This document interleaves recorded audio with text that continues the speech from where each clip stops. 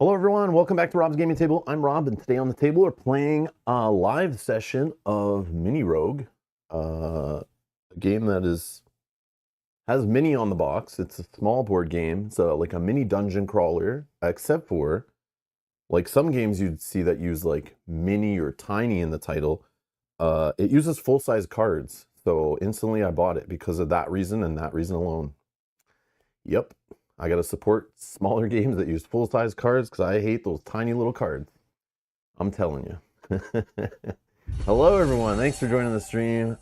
Steven, hello, welcome. Thank you for being a member for 37 months supporting the channel. This is an old one. I think I got my copy back in 2021.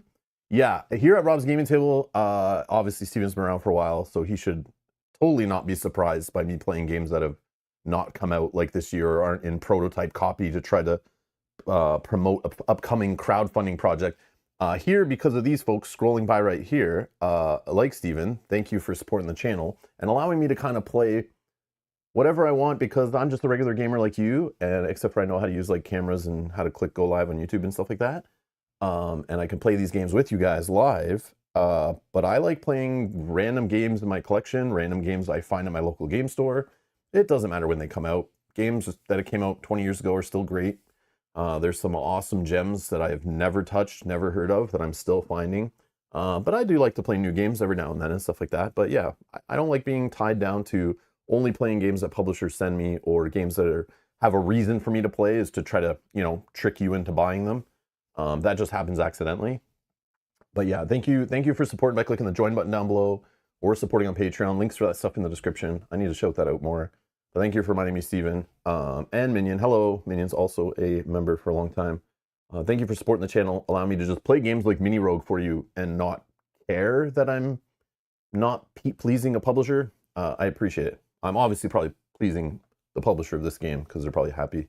Because I see this game it came back in stock a few months back here in Canada at local game stores finally. I've had it on my wish list for a couple of years, but it just never was in stock from a couple of the stores I buy from. When I was going to place orders, I was just going to throw it on as like a, an extra thing to get free shipping, and it was there. So I bought it probably late last year. So yeah, we're going to play it today. See if it still holds up, I guess, since it's so old. Let's see how old it actually is. Okay, this is the 2020 release, according to BoardGameGeek.com. It's based on a print and play like micro game, supposedly, from what I understood. And yeah, it's had multiple crowdfunding campaigns I found. There's like newer editions, there's like standalone expansions, little mini expansions, all this kind of stuff for it. But I'm just playing the base retail copy that I got at my local game store in 2025. We're here in 2026 playing it, but it's supposedly best with one player, but you can play two player. It does have a two-player mode to it, but most people seem to mention it as like a solo game. And that reminds me, I should mention, similar, and it's funny, this came out in 2020, similar to like another 2020 or 2021 release that I played on the channel back in the day was Under Falling Skies. It was a solo game, or at least that's a game's only solo, but it had a campaign involved in it. And I made a goal of, if I could get 100 likes by the end of February that year, which is funny, we are almost in February of 2026, but that was back in like 2020 or 2021. If I could get 100 likes on that video by the end of the month, I would play the full campaign on the channel. I didn't get that 100 likes. I guess we were a little smaller back then, or nobody cared to hit the like button. So that reminds me, I'm going to do the same for this, but not make such a lofty goal. There's no excuse. There's going to be more than 100 people watching this by the end of the weekend. There'll be hundreds, I hope, who have clicked this. But again, it's an older game, so I understand. Less people give a crap about it, I'm sure. So I'll get less clicks. But if I can get like 100 likes on this stream by like early next week, so we're playing this on a Friday afternoon. So if you want to see me play the full campaign of this, there's a full campaign mode with like skill trees you can upgrade, and like a little mini campaign guide with a story and branching paths and stuff based on the character you're playing, from what I understand. I've never played the campaign. I don't know much about it, but I will literally play it with you guys and learn it, and we'll figure it out and show it off on here live on YouTube if you guys click the like button. We get 100 likes by the end of basically like probably Monday. I'll kind of look at it and see, and if not, I'll just move on to something else. Otherwise, if it's close, maybe I'll start trying it out and learning it off stream, and then we'll play it like we'll start it next week. So it's up to you guys if you care. If you don't care, I don't care. I have tons of other games I can play. No big deal. But yeah, that is an option. And it's funny because it's using like the second player's components. So you can only play it, I believe, with one copy of the game. You can only play solo campaign because the second player's board just gets flipped over and used as your like campaign skill tree level up thingy, which is neat. I think it's neat that they included that. It's just like a small little add to the game, which it doesn't need it, I don't think. It's a nice little replayable, light kind of dungeon crawling game on its own. Oh, Dragon says, played this back when it was print and play. Nice. Yeah, it was like less cards and stuff, right? From my understanding, it was just like a small micro game, which was like one of those kind of things we see every now and then. Those like playing with a small, tiny set of cards, kind of like put it in your pocket, travel with it, play it while you're waiting in line kind of thing. But this is more of a polished, produced version, I guess you'd say. So let's see here. So 30 to 45 minutes, normal playtime, obviously on YouTube with me blabbing all the time. It takes a little longer. The weight is a 2.02 according to the fans rating it on BoardGameGeek.com. And yeah, it's ranked 1,354 overall, which is pretty good for a crowdfunding kind of smaller and limited player count kind of game, which is cool. But yeah, let's check it out. Oh, it was a 9-card game. Oh, that's cool. That's cool. All right. Oh, it was a mint tin game. Ah, okay.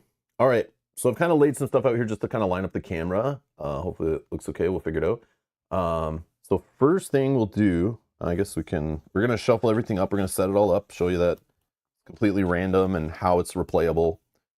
So there are these dungeon cards. We're basically going to crawl our way through a dungeon. I'm going to play on this dungeon side. I saw in the rule book there's a, Slay the Spire kind of tower side where you kind of work your way up through the game through different levels and floors. But it says it's like you can't fall through floors like you can on the other side. And it says it's slightly easier. So I don't know. I'm just going to play on the default dungeon side, being a dungeon crawler fan. I don't know, but I don't know why it has this. Like, at least they just didn't leave the back blank, I guess. I'm not sure what the deal is there. But it does spice up the flow of it a little bit, make it a little different if you're kind of bored of the one side, I guess. I don't know if there's expansions that add on to that, make it more interesting, but I've never played. To be honest, I'm going to tell you now, this is only my second time ever playing this game. I've only played it one time last week, so we're gonna play it together today. And if you notice any rules goofs or anything, I will stop and look it up live if you're here in the live chat. Ask questions. I did watch one playthrough because I was a little confused after reading the rules, but the rules are pretty good. I think I have a newer version of the rules because when I found the digital rules online, there was a lot of things missing that actually answered questions I had in my rule book. So I think they've improved the rule book through printings. So if you go to Nuts Publishing website and download the latest rule book, it matches the one I have, which adds extra steps in the combat to make sure things are resolved in a correct flow, which solves a lot of the questions you have if you're playing, like, can I use my ability here? Can I do this there? It's like answered in the newer rulebook. So this rulebook's a little more dense than the original print run I found of the published one. That I found it just by Googling, and I was like, wait, it's missing a bunch of things this rulebook has. So I found a newer one. So if you're like playing this game and you're confused, you're reading your book, make sure you're using the latest rulebook because there is a lot of clarifications. And I don't know if these reference sheets were updated at all either, but it came with one reference sheet for each player, but it's two-sided, so you can just play with these beside you. And yeah, it definitely has a lot of detail on these. And on the back of the rule book, you just leave this sitting by, and like literally every single symbol, most questions you have are pretty much answered right here on these sheets, which for a mini game, there's a lot to it, more than I expected it to be. It seemed super simple when I was just looking at cards and kind of before I bought the game. But there's a lot of symbols, and there is methods to the madness between combat steps and when monsters attack and stuff like that. It does change if you play it wrong, how potions will kind of work and stuff like that.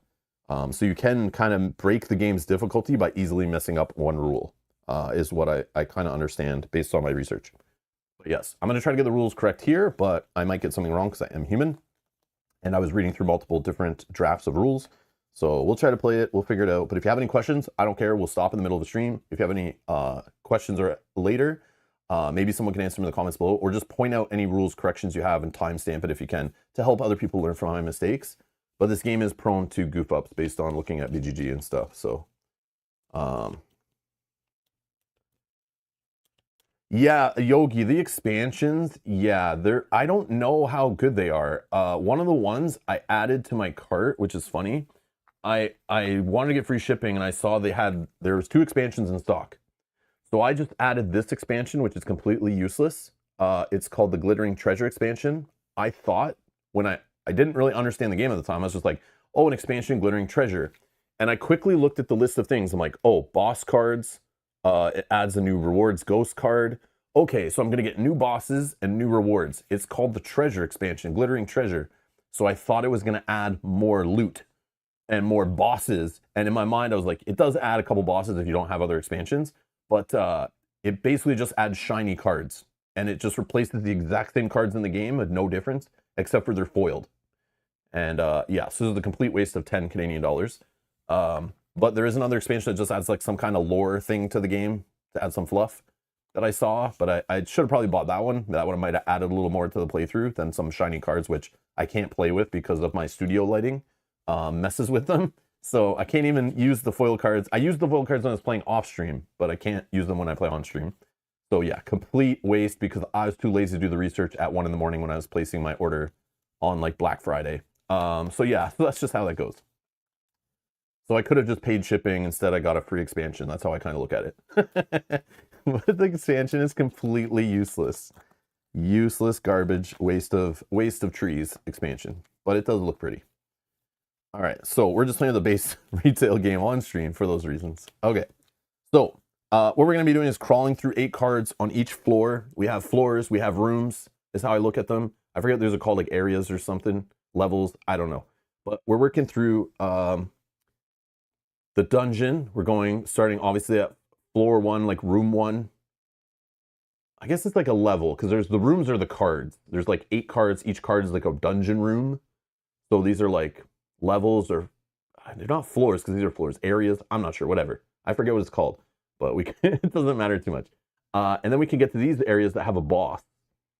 We can also like fall, which I learned you can fall through the ground. It happened to me once where like if you're in a room and you get to a symbol that makes you fall through the floor, you could like fall down to the room right below it, which is kind of neat, unless you're on the bottom floor, obviously. But yeah, you'll fight up to 4 bosses. It's always the same boss on the last level, I guess, unless maybe expansions change that, or standalone expansions in the future, I don't know.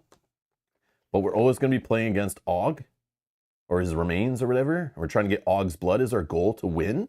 So we got to defeat this guy in a 2-stage boss fight at the very end. And if we can do that, we win. But we got to get to him, which is all the way at the bottom of the dungeon.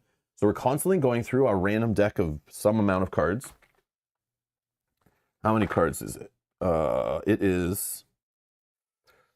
It says 32 cards in the game, but there's like 5 of them are enemy cards. There's a reward card. So let's say like 25-ish dungeon cards. Oh yeah, plus there's character cards. Yeah, so anyways, 20-something room cards. We're going to be working through each level, which is 8 cards. You don't go through all 8 cards. You make choices. And you'll see that when we play it. But we've got to work our way down, going through mini bosses till we get to the final boss. And hopefully we can do that. And it's super simple to, like, if you fail and you die, you go down to 0 health, it's over. You can just reset back to floor 1, clean up, try a different character, and play again. And we're rolling dice for skill checks. We can find items and get loot and get gold and spend gold at merchants. We can get potions. We can get cursed. We can go blind. We can, poisoned, obviously. All the classic fantasy dungeon crawling kind of tropes are here. So that's what we're doing.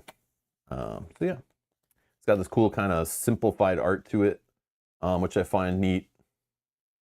It's like, like a children's book kind of art to it. I don't know. But yeah, there's all different types of rooms. They have a symbol on top left showing you how they're different. I don't know, it's not focused. There we go. Top left, it can tell you what type of room it is, and you can quickly look up in the rules or your reference sheet how those rooms work. But some of them give you options. Some of them you just roll a check and see what happens, what you get. It's just a lot of dice rolling, dice checks. And then there's combats against enemies, monsters, I should say, like this guy. And based on what level you're on, it'll be a different monster with different stats based on player count. And there's some XP you can get for this guy, for example. So these are the enemies. So there's 4 that come in the game, I think, unless I misplaced one when I was switching out the glittering expansion there. But you only get 3 in a playthrough, obviously, based on the levels here. And then the final boss is always the same. So we're going to put him at the bottom here. And then we're going to shuffle up these ones. Yeah, like mobile phone art. Yeah. So yeah, we're gonna put 3 of these at random on top. We don't know who they are. We'll remove 1 from the game and not peek.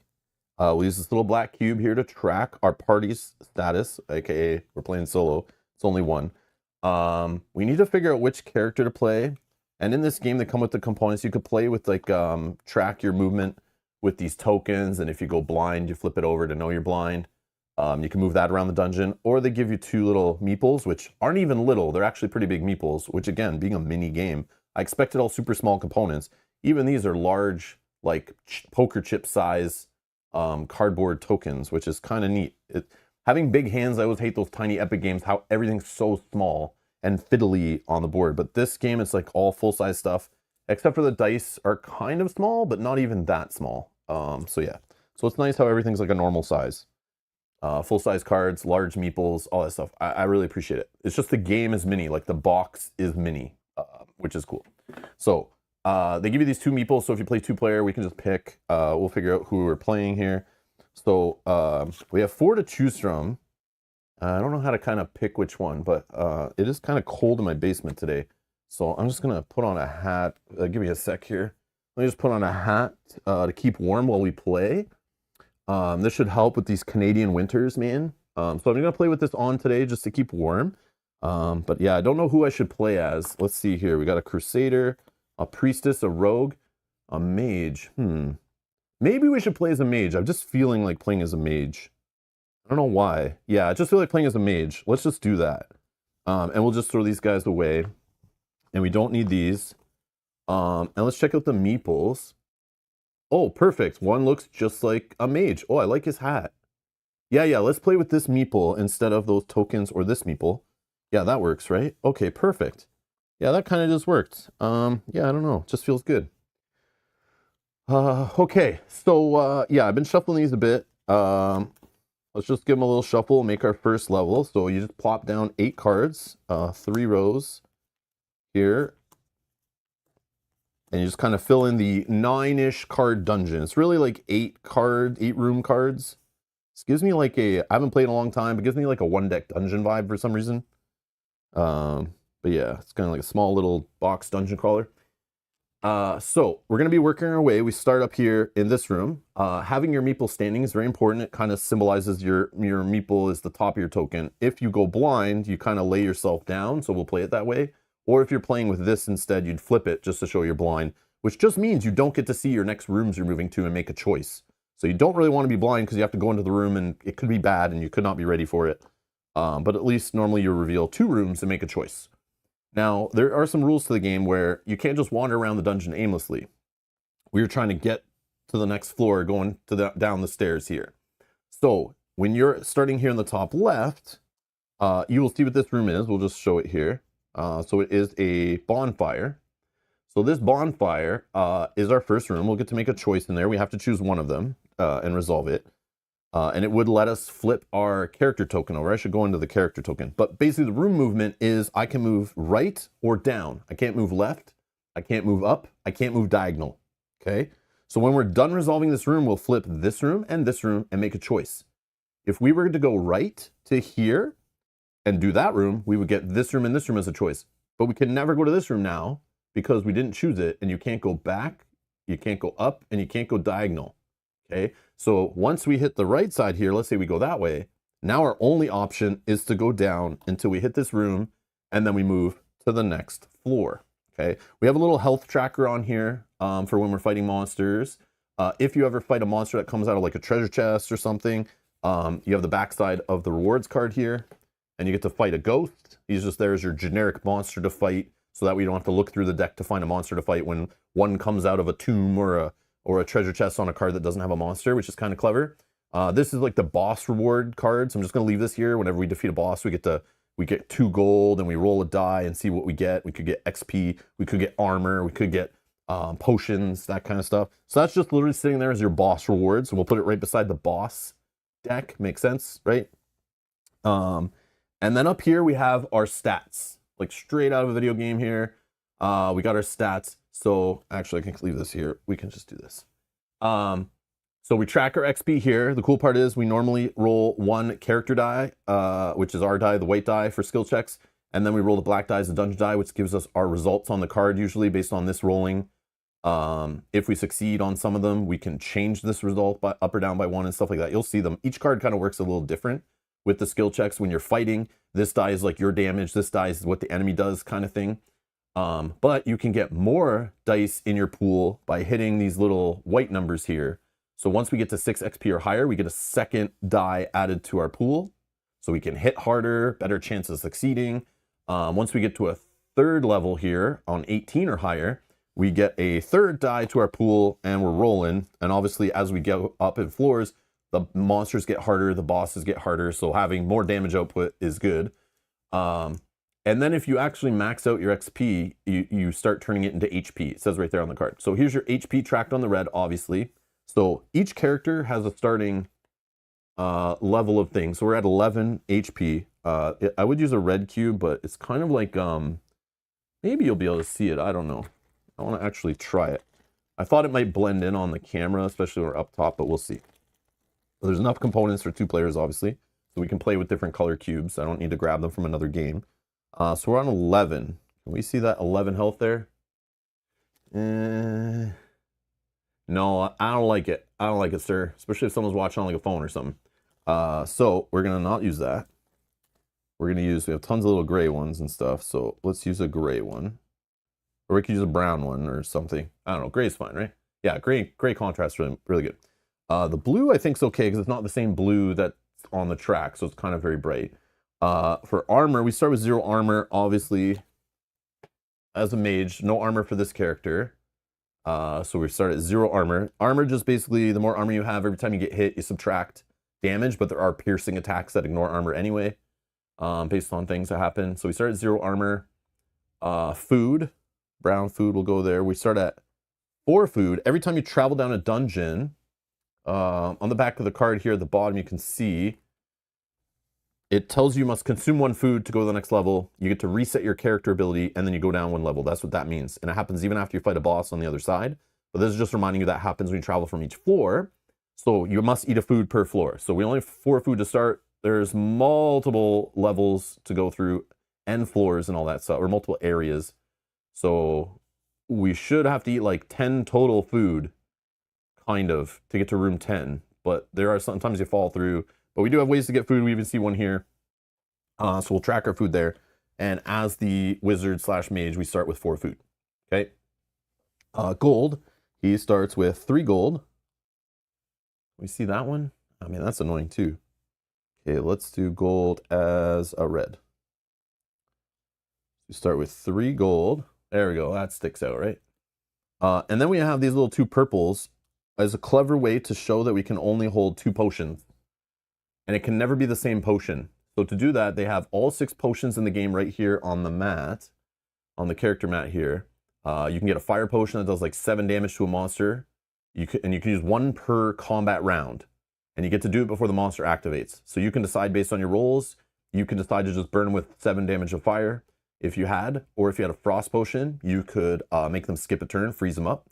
You can create a poison effect to them, which will, I think, damage them 4 damage each round. Going forward, I think. There's a healing potion that heals you for, I've never used it. Healing potion is 6 HP. Yeah, it's 4 damage per turn on the poison. 6 HP heal for a heal potion. Holy potion can clear all your ailments at once. So if you're blind, cursed, poisoned, or any mix of those, or just one of those, you just drink your holy potion and it cures all of them. Okay, so using it at the right time is kind of important. Maybe don't burn it as soon as you have one. Maybe save it till you have a couple, because you will get some, right? But it's up to you. And then perception, this one's kind of cool. I believe my understanding in the latest rules and everything, I could be wrong, is you get to, before you roll on a card that does skill checks, you can use your potion of perception to automatically succeed at the skill check. You don't get to use that after you roll and go, now I want to use it. You just look at the card and go, if I succeed right now, is it super important that I don't fall down a trap and lose 4 health or I'm dead and my run's over? That's when you might want to use a perception to make sure you succeed and get some rewards instead of some punishments. So that's kind of how I understand it. Let me know if I'm wrong, but yeah, I saw there was some online where some people are using it after rolling. I don't think that's how it works, but I could be wrong. But yeah. And again, people might have been using old rules that weren't clear and stuff like that. So yeah, careful when you watch playthroughs of this game. I found a lot of mistakes in the one I watched. Tons and tons of mistakes. Lots of cheaty McCheatersons. But the rules might not have been clear, right? So, okay. So our cleric has some abilities. So we have a combat ability. There's different types of abilities which just make you know what window you can use them in. So we're using Conjuration, which is a combat, which means we can apply it at the first step of combat during our attack phase. So we could just apply the effect of a fire, a frost, or a poison, basically all the offensive potions. So we're limited to 2. So like I was trying to show here is this little purple. So if I have a fire potion, I can't have a second fire potion because I already put a cube on it, but I could also have a frost potion or a holy potion like that. And it's how you track the only 2 potions you can carry. But of course the mage lets you cheat, and you can use a potion that you're not carrying. So just make up one, pull it out of your, wherever, and you can use it in the combat. So I could just apply the effect of fire, frost, or poison in a combat I need. Yeah. And I get to burn, freeze, or poison the monster I'm fighting. And then we have Foresight, which can be used during exploration. I've never used this, but it's to reveal up to 3 rooms. So instead of blindly exploring, you can just, during exploration. The crazy part is, I believe how it works is because it has 2 effects, and neither are passive. Once I use one, you flip your card over, and you'll notice this symbol. So when we come into cards like this bonfire up here, it has that same skull on a shield symbol. So that will let us flip this back over. Unfortunately, it's the first room of the game, so we're not going to flip it over and get to use it multiple times in a level. But sometimes you might use the combat ability, and then you'll get to a place where you can rest, get your ability back. But you do get it back every single area. So we can use one or the other at a time. But because we're flipped, we can't use the other. But if we are really scared and we're like in trouble, and we don't want to run into a monster because we might die, you might want to reveal some rooms so you can then decide which way you go in the dungeon. Or if you're really looking for a certain treasure room or something, you can use the Foresight to look for it. But we're just going to use the mage to basically wreck monsters is what I'm looking for to do. So I also get a perception potion for free, starting with the mage. So that's a thing. And I think I've described everything here. We talked about this. We got a health tracker. We got our levels there. We'll go through our rooms as we play. You'll see all the different types of rooms, hopefully, after we go through so many levels, assuming we don't die. And the reward card we talked about. And our extra cards, we'll just kind of put them here. And I think that's it. I think that is it. Oh yeah, when you get the poison and the curse die, if they don't happen, I'll explain them now. It's just basically you get these dice added to your pool. And if you roll this symbol on a curse die, it reduces your character dice by 1 each on a check, which sucks, and on attacking and everything. But it can miss and not hurt you. But yeah, when you're cursed, it sucks. When you're poisoned, if you roll this symbol, you take a damage every time you roll it. And you roll it with like every skill check, pretty much, and every attack you do, which is annoying. But it can miss. So it's kind of cute way to do poison and cursing. And yeah. All right, well, our pool only starts off with 2 dice. That is all. First room, we could get a free XP. We could get a food, but we're already maxed at 4 food, so that's dumb. We shouldn't do that. We could rest. The cool part in this game, our max HP, no matter who you're playing, is 20. your character starts you at a different level HP, depending on which character you're playing, but you can heal all the way up to 20, no problem. Any extra healing is just lost. But yeah, we could take 2 heal right now and go right to 13, which is cool. But if you've watched me before, I hate rolling dice in games. I hate dice odds and I hate rerolls and all that kind of stuff. So a good way to not miss and suck is to get more dice. How we do that, like I said, we're going to get some XP. I'm going to just take some XP. I'm going to take some XP. I'm going to go to 1 XP. Okay. That's like, this is the easiest way to earn XP in any game I've ever played. You just literally go, yeah, I'll take XP, please, off the menu. Like, just go through the McDonald's drive-thru and I'll take XP. It's like that easy. So we'll put our little meeple there. And that's it. Okay, now before moving on, we need to choose a room. Okay. And the room here, we get to see which one because we're not blind. We're going to flip them over. Okay. And we have a, what do we got here? We have a trap. And in the top right of this card, you can see there is a, that's just a symbol telling you to do a skill check, which means roll all the dice in your pool. If we succeed, we get the stuff on the success side. If we fail, we get the bad stuff on the left side here. And based on the number of the black die you're rolling in your pool, that will tell you which thing happens, either tiny thorns, thick web, or a bat swarm, or whatever. Okay. Let me show you here. Yeah, there you go. Okay, and it has the symbol up here to tell you it's a trap room, tells you it's a trap, yada yada. Bats, it had to be bats, okay? Or we can choose to go to a hermit, which is very similar to a bonfire. It has the same symbol, so it's kind of like a little rest spot. We can lose an XP, thankfully we have one, to gain 3 gold. I don't know if we want to do that. We can lose the food to get 3 health, or we can swap 2 rooms in the area. But I don't, that would work great with my ability to peek, reveal 3 different rooms, because then I could use the tunnel to swap them. But again, I don't know the tunnel's coming, so whatever. Let's see here. Now,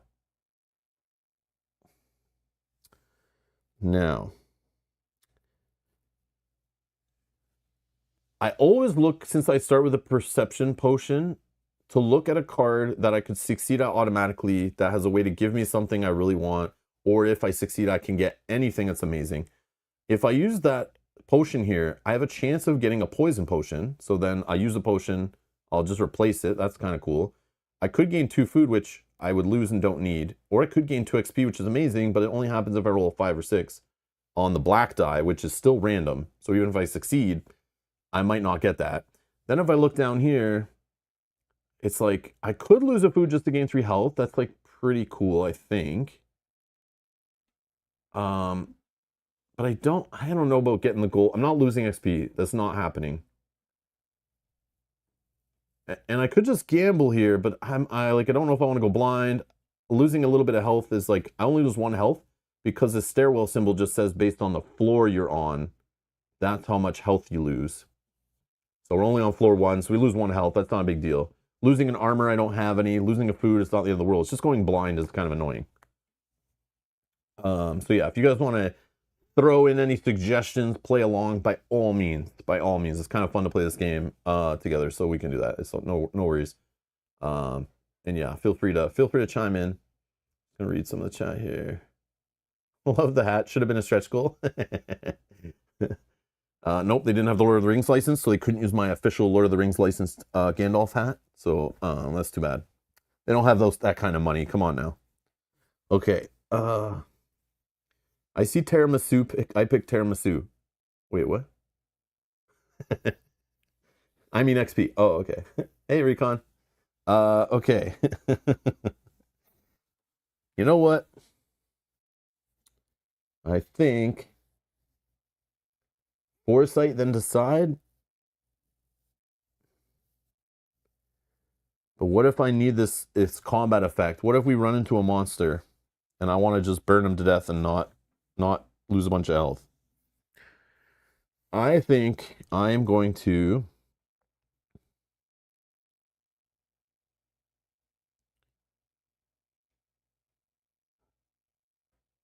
I'll just go here, eat a food, and take 1, 2, 3 health.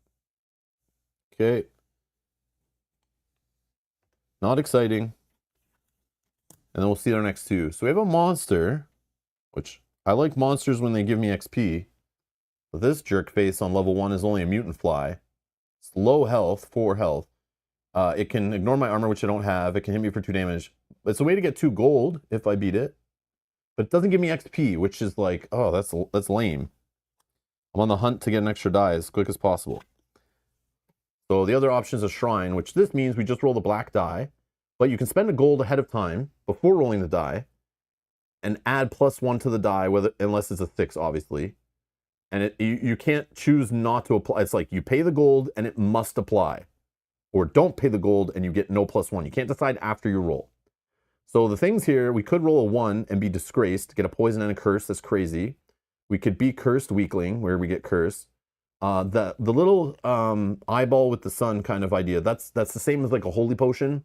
It's like a bless that just gets rid of all curses, poisons, blindness all at once.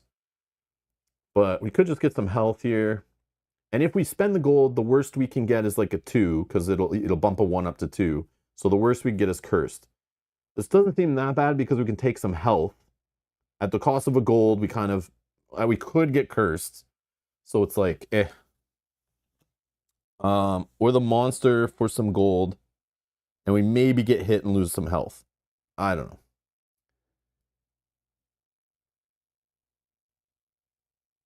Oh yeah, the hermit could refresh, but again, we can't go left. So if we up here chose to go this way, again, we can only move right or down. So we would never get to go to the hermit. So that's how that works, just for clarity there.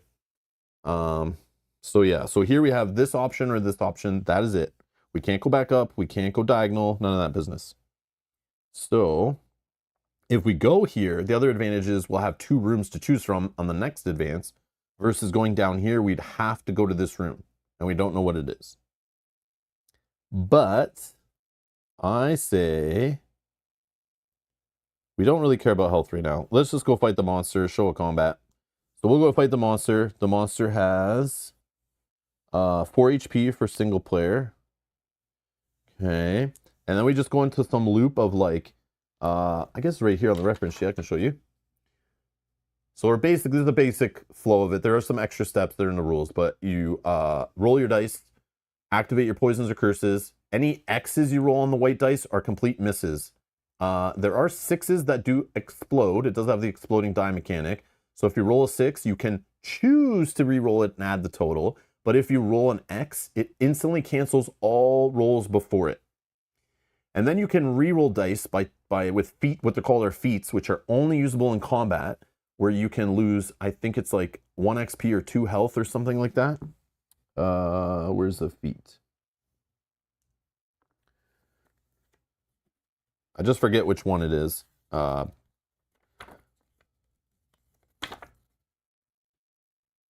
1 XP or 2 HP to re-roll a single die. You can use as many times you want, but you're only allowed to roll each die once. So it's basically up to 3 feats if you have 3 white dice.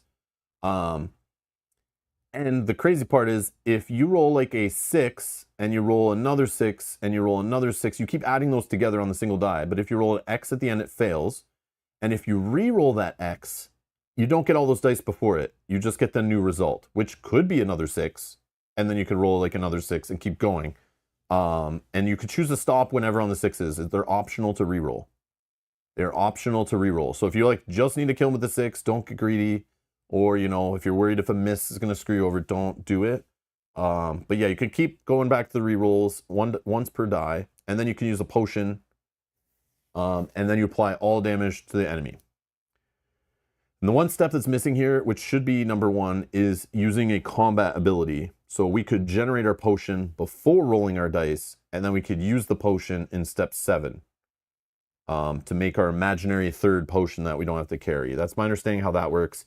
And then the monster, if it's not dead, it gets to roll. The black die will already have been rolled as part of the initial roll. If it rolls a 1, the monster misses, doesn't make an attack. If it's 2 to 5, it attacks like normal. If it's 6, it's a piercing attack that ignores armor.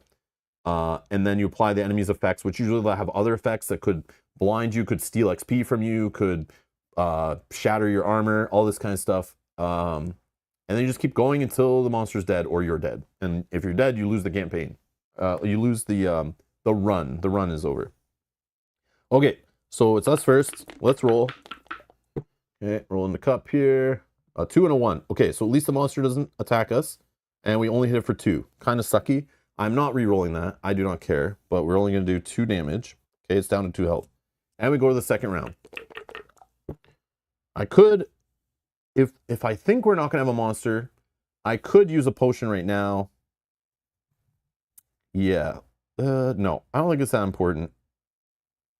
I don't think it's that important. Because there could be a worse monster coming up that has higher health than this and better rewards that I'd rather use this on. So yeah. And we rolled a 5 and another 1. Wow. So we kill the monster anyway before it attacks. So the 1 doesn't matter. But it goes down to 0. We kill it. We get 2 gold. Boom. Done. Okay. Now the next rooms. You see how like simple it is? Like you can definitely flow through this game really quick once you know all the rooms. Like simple rolls, resolve. Simple rolls, resolve. Okay, so we have the trap here as an option, which just rolls a skill check. Again, you have good options and bad options. We also have a damp cave. And the damp cave is kind of different. This one's saying you do a skill check, and if you succeed on the white die, for example, if it was this result, this is a success. I should have said this before. 5 and 6 are successes. They have a little symbol around them. And then the 6 has the little lines in it to show it explodes. But on a skill check, it's just a simple roll. And exploding only happens in combat, obviously. But the 6 would be a success, and you can add plus or minus to the other die. So this could be a 1 or a 2 if we rolled a success, you know? So we can choose to fight a ghost with a hallucinogenic, or we could get a brown cap, which is some food. This does have a chance of 2 XP on it. We could lose some food, we could get poisoned. But again, if we roll a success, we could, if we rolled a 6 to be poisoned, we could say it's a 5 instead and get some XP. I think we're going to the damp cave because I want that 2 XP. And the other trap does not have XP. So let's go to the damp cave. We're going to roll. But you could have freely used foresight before moving hermit, right? Oh yeah, the step when you can use the exploration, sorry, wrong book. There is a window for exploration effects, which can only be used after revealing the next room cards, but before choosing one to resolve. So yes, before I moved down to here to use the tunnel, I could have flipped 3 rooms and then go there and use the tunnel to swap them. Yes. Yes, yes, yes. That would have worked. Absolutely. Yes. Okay. Roll a 5 and a 2. So we succeeded, so we can make it a 1, 2, or 3. I don't... Oh, actually, what's the ghost have? I mean, the ghost has 10 health, but it could get us XP. Okay, so that could be an option, just fighting a ghost. We can get a food, which we can take a food. Or we could get another food. So it's basically get a food or fight the ghost. I think we'll fight the ghost. I think we'll fight the ghost because we can use our potion to help us. So let's just do that. So here's the ghost. Since we're on level 1 or floor 1, it's gonna be 10 health because we're playing solo. It only hits us back for like 1 damage when it hits us. That's not a big deal, and we can get 2 XP if we kill it. So let's do that. So yeah, we ate some mushrooms, and now we're seeing ghosts for some reason. So yeah. Oh yeah, ghost is at 10 health. We'll track it here. Okay, so he's definitely going to hit us back. We got a 2. Oh yeah, I forgot. I should make my potion. I'm definitely doing the potion thing. So we're going to do the fire potion, which will do 7 damage, and we'll use it in this round. So that would be 9 damage to the ghost, 1 shy. We could spend some health to reroll, but like I don't care that much. We're only going to lose a health. So we do 9 damage to the ghost, bringing it down to 1. The ghost hits us for 1, going down to 13 health. And then we go to the next round. And we hit it for 4 first, which kills it, so we don't have to worry about it's attacking us. Boom. And then we get 2 XP, going to 3. Just need to get to 6 to get that extra die. Would be sweet. Okay. And then our last option, we can only go to this room, which is kind of like the door to the stairwell. So we have to consume a food. We go to 2. We get to flip our character back. That's what the shield symbol is. and we go down a level. So we're going to move up to here.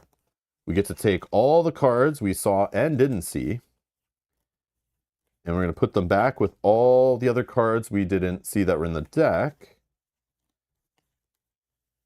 And we're going down in the sewers one more little floor here. I guess it is stairs, but it's like, I don't know. It's very weird.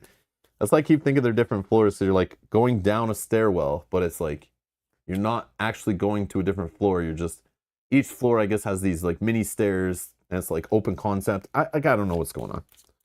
It confuses me, but we'll get there.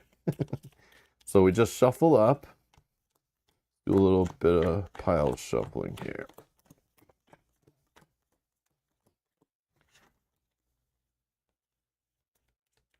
Okay, and then we rebuild the area. The exact same layout, but randomized cards. And because we are now on a area with a boss at the end, we're going to flip the first boss over, and we get to see what we're going against when we get to the end. And when you get to the end, you still have to do this stuff on the back, so don't let me forget. We'll still have to consume a food, flip our character ability, and go down, even though we're looking at this side of the card. So we randomly got the Cursed Dragon. So it's going to be, because we're on level 1, it's 12 health. When it hits us, we'll lose 2 health and we'll become cursed. You can only be cursed once, so there are 2 cursed dice in the box, but one is for if you're playing 2-player, obviously. So you still only can be cursed once. When you get cursed again, no extra effect. And then the reward is 2 XP, and then we get to go to the boss reward treasure chest card here and get to roll and see what we get. So yeah, so we're fighting this for sure. So saving our ability till the final little room here makes sense if that's the case. But we'll see. Maybe we get some other potions. Okay, so let's flip our first room. Is that literally the same one? I don't know if there's dual of some of them or not, or if they're all, I think they're all unique probably, right? But yeah, so we could get an XP. We could get a food, which might be good right now, but I haven't got that second die yet. So I don't care about resting for 2 health. Yeah, let's just get an XP, I guess. I mean, it's good we didn't just land in a trap. Kind of sucks when the first room's like a monster or a trap and you're like not ready for it kind of thing. But I guess it's kind of cool. But the only part that sucks is we don't get to flip our ability. This is like a card we're not going to see to help us flip this back, right? So it's like, kind of sucks to see it on the first room, but it's also kind of good. I don't know. Okay, a shelter and a trap. So the shelter is kind of neat. How it works is you roll the skill check again, and if you succeed, you can plus or minus the black die, giving you a different result. But the cool part is, no matter what, when you come here, if you're below 10 health, you get to heal back up to 10 health. Which is sometimes why early in the game where I don't care to go below 10, or even in general below 10, unless you're about to fight a big monster, because you might run into the shelter, which could help you heal, but it's not guaranteed. So, or we can do the trap. I think we saw this trap in the last room area or whatever. I mean, it could get us a holy potion, could get us some armor, which is kind of cool. So even if that ghost was hitting us on level 1, for example, we could have been blocking every single hit because it only hit us for 1 damage. If we had 1 armor, we'd just literally take no hits ever. Unless it rolled a 6, then it would forget about our armor. Okay, so, yeah.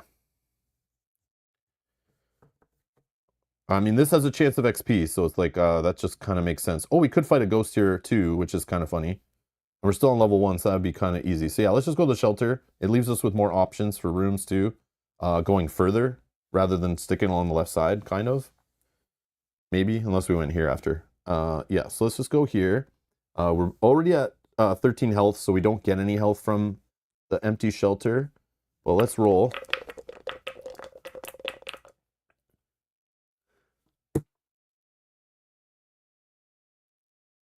So we got a 4 and a 2. So we didn't succeed, so we can't increase this or decrease it by 1. So we're just taking the 2 result, which is a fighter's shelter, where we can choose, which is like kind of what I wanted. We can choose to either get a fire potion. We do have room to take a potion. We get a fire potion, a poison, or 2 XP. Well, obviously I'm going to go the 2 XP so we can get that 3rd die here, literally in the second area. I feel like that's a good go. if we ever drop XP, which again, monsters can steal XP, trap. Like, look, we could have had a mage's trap where we lose XP. And if we ever go back down below 6, we instantly lose that extra die in our pool, like right away. So now we have 2 white dice in our pool, which is sick. I also probably should use my perception potion on here to kind of increase my chances of picking what I wanted. But yeah. I could use it on a trap though, it's probably the better place to use it. But sometimes I use it just to try to get the rewards I want a little better. Okay. So we have a damp cave again, we have a shrine. We've seen like all these rooms before except for this one. Come on, man, give us some new rooms. Okay. I mean, there's that chance of XP there. I'm not cursed or poisoned yet, so like, there's a better chance of that happening here. Yeah, let's just go to the damp cave.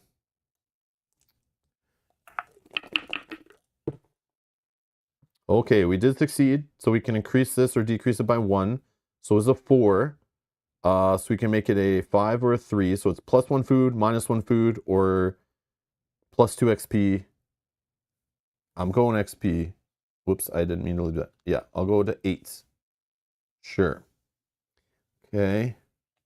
And then we're definitely... Oh, we got a hermit. Okay, we've seen this one before. So here I have to make a choice. I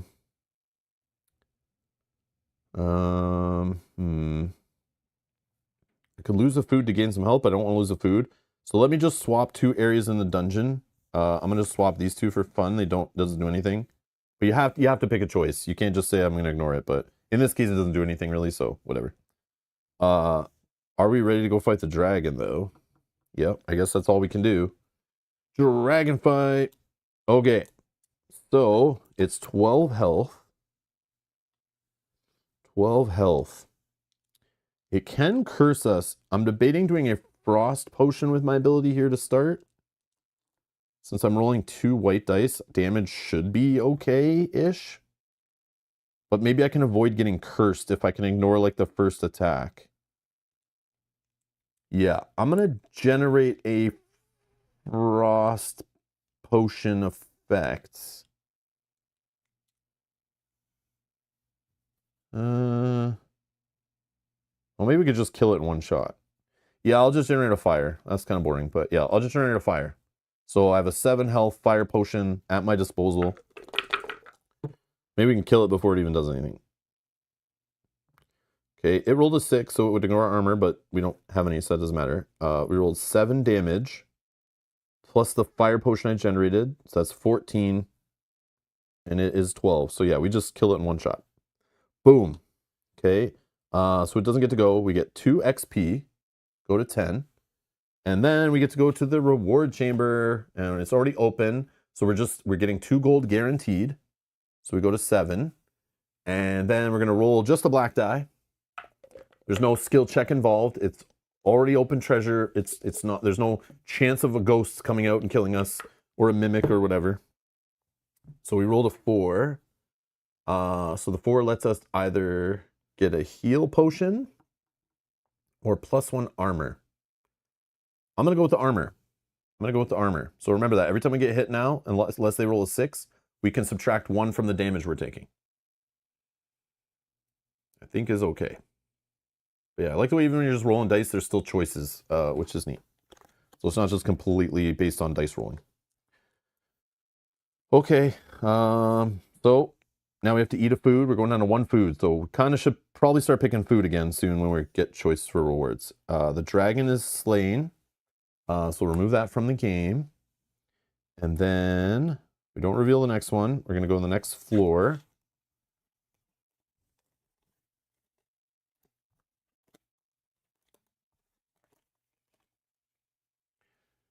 Okay.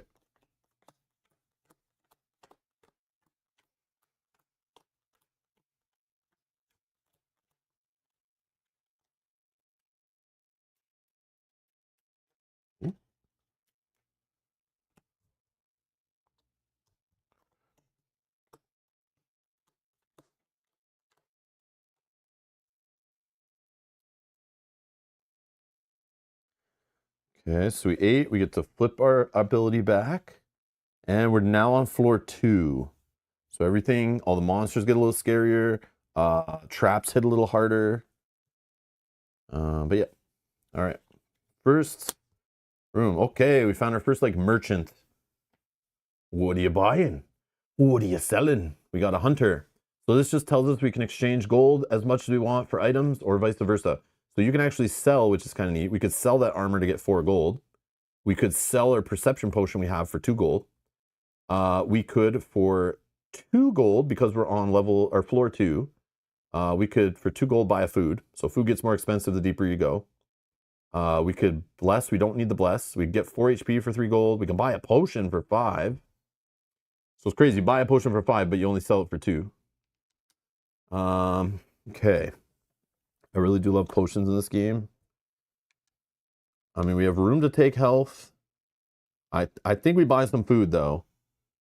I think we buy some food because we only have 1 left. I forgot to mention, I think, if you ever have 0 food and you need to eat some, you lose 3 health instead. So having food is kind of like saving 3 health.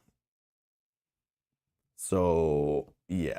I'm going to spend 2 gold, 1, 2, and buy a food. I mean, we could keep buying more food, too. That's totally an option. You're allowed to buy and sell whatever you have and whatever you have resources for. Okay. So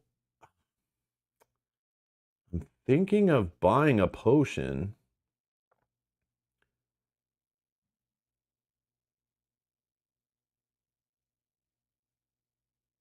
Yeah. It's 5 gold, though. All of our gold.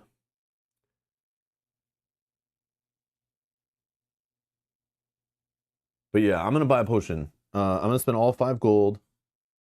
I'm going to get a frost potion. It's like my favorite one. My favorite one. Okay. And that's all I have gold for. I mean, I could sell that perception potion, but only for 2 gold. That's not worth. I could use a perception to like help us not get hurt in a trap and get some good rewards and avoid a curse or something maybe.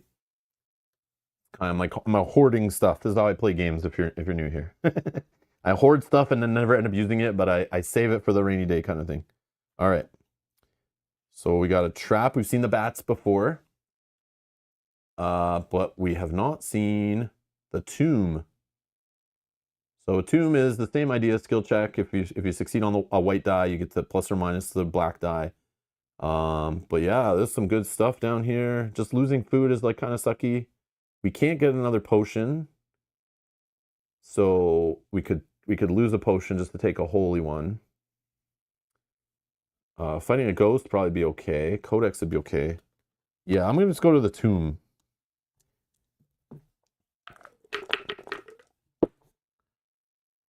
And we succeeded on 2 dice, which doesn't matter, you just need 1. But we rolled a 2, so we can make that a 1, 2, or 3. So our options here are either get a holy potion, gain a food, or gain a gold. I think I'm going to take the food in this case. Yeah, I'm going to take the food, and then we'll go from there. We got the treasure. There is multiple treasures, I think, because I'm pretty sure there's some with different effects here. But you always get gold, which is cute. You get gold, but then you kind of, I think I see some teeth there. So there is a chance it could be like a trap. So it could be a ghost, but you still get more gold if it's that ghost. If it's this ghost, you still get some armor. So I mean, that's still great. But there is another treasure that works a little different. So this gets you 1 gold if you have not dealt with a monster or a trap, but you get plus 3 gold if you dealt with a monster or trap. So it's only if you encounter it, which I'm pretty sure means you actually went in the room and like resolved it. So because we saw a trap doesn't mean we encountered it. We chose to avoid it and go to a tomb. So sometimes it can be more lucrative if you're like fighting more monsters and stuff. Or we can fight a monster here, but then we can't go to the treasure after. But this guy has XP, and we're on floor 2, so it's a skeleton soldier, 9 health. It hits us back for 4, but we have armor, so as long as it only rolls a 2, 3, or 5, a 2, 3, 4, or 5, we will only lose 3 health. But we could get 2 XP, only 9. I can use like a fire and smoke this fool, and we don't have a monster at the end of the floor. So the likelihood of being another monster fight is low, but it could be, but I ain't afraid. I ain't afraid. For some just cheap XP. This one doesn't have XP on it, but it could refill our gold, could get us some health, could get us a potion. The ghost, we could fight the ghost, which is 12 health. But the problem is the ghost could take XP from us. That's what the swirly symbol is. Every time he hits us, we'll lose 2 health. Obviously block 1 unless he's piercing it. And then we lose an XP every single time he hits us, which is why I like the frost potion, because we can ignore when this kind of happens, at least once.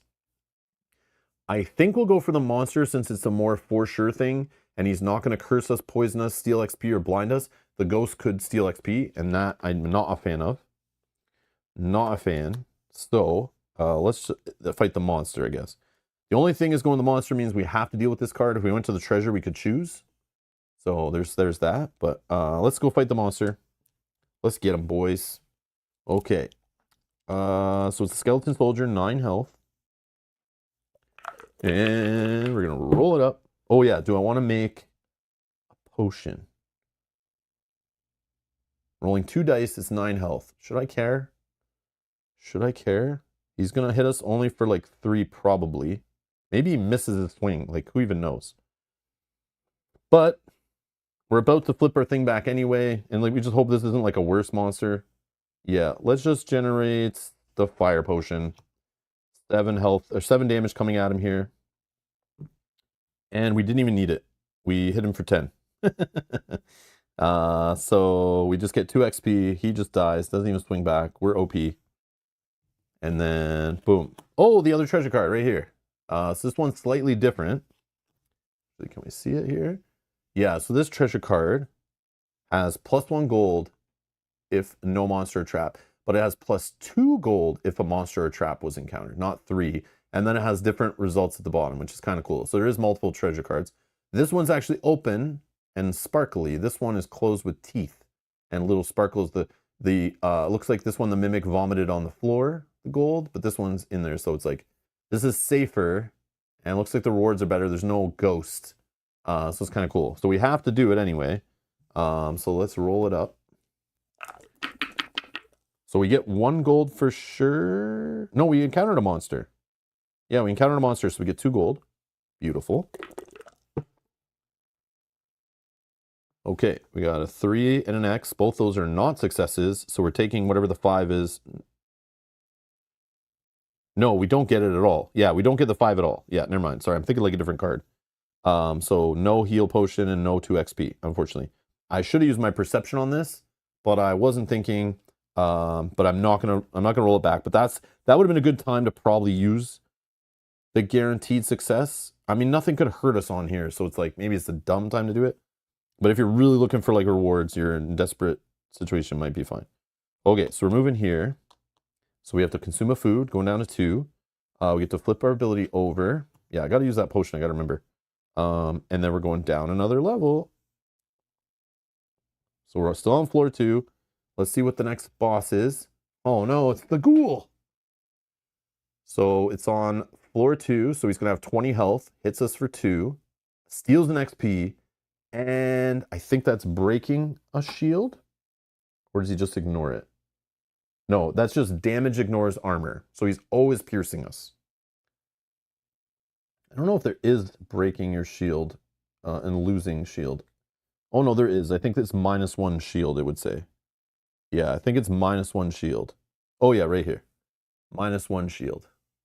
Yeah, so this is just piercing. So he's like always rolling a 6 basically, unless he rolls a 1. Okay, so that's what we're dealing with. Oh, he's worth 4 XP. Ooh. Okay. And then we're gonna go back to the top here.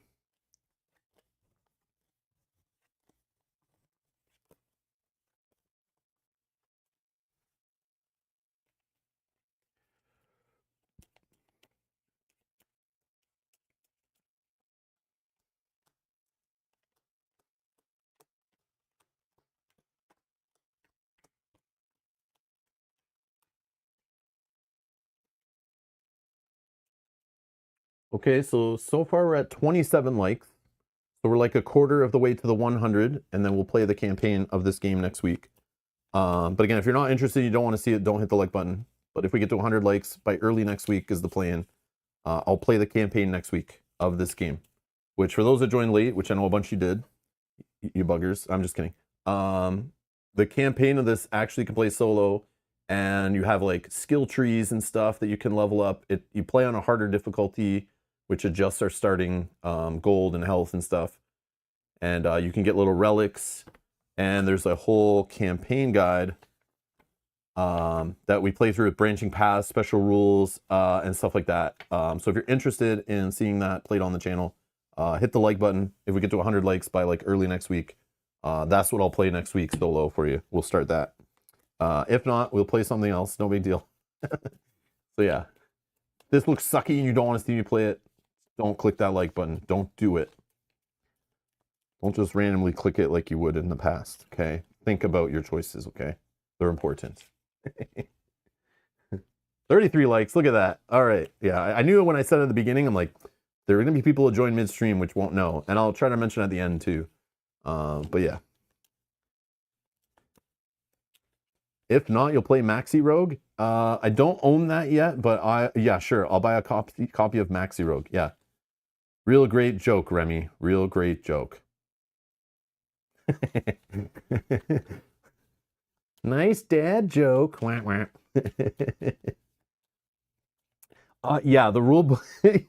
Yes, that is truly the only thing really mini in this game is the font they use on all of the reference sheets in the rule book and stuff. Yes.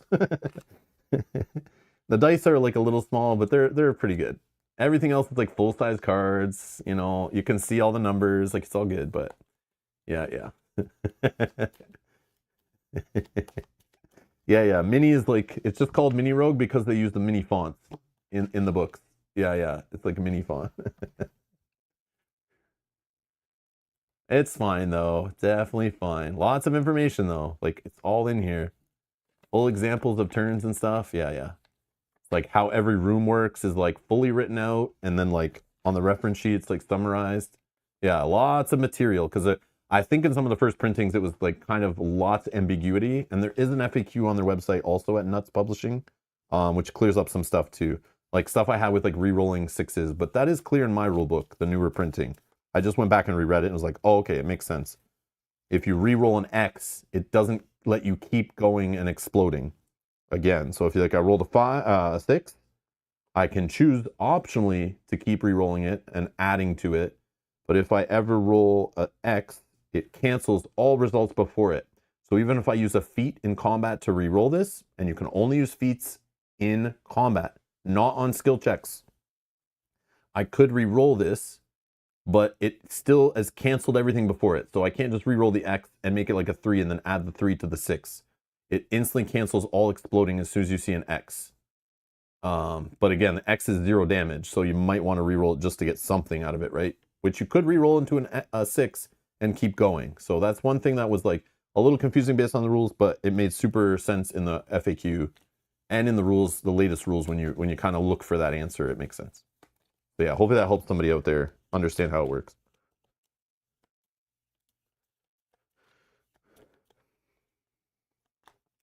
Okay. Obviously I can't set up while I talk. Everyone knows that. So sorry it took a little while there. But yeah, back to our regular scheduled programming. All right. First room is... Hey, we know you. We just saw you. All right, we're fighting this monster again, whether we like it or not. So he is still 9 health. Oh yeah, I still have it there. I'm not going to generate a potion, but we do have a frost to use if we need. He's only hitting for 4. We have 1 armor. Okay, so we're hitting him for 9. And that is his health. No way. We one-shot him again. Okay, sweet. Sweet deal. Okay, 2 XP, just like that. We're so good. Okay. Next. And we've encountered a monster which might matter for treasure rooms and stuff, which is sweet. Oh no, another monster. And a shrine. See, I'm not blind, cursed, or poisoned, so going into a shrine that could bless us is kind of scary because you could get cursed or poisoned. I can... No, perception doesn't help here because it's not a skill check. I'm just going to fight this monster. He is similar to this guy's stats, 9 health. Hits for 4, 2 XP. So yeah, let's just fight another monster.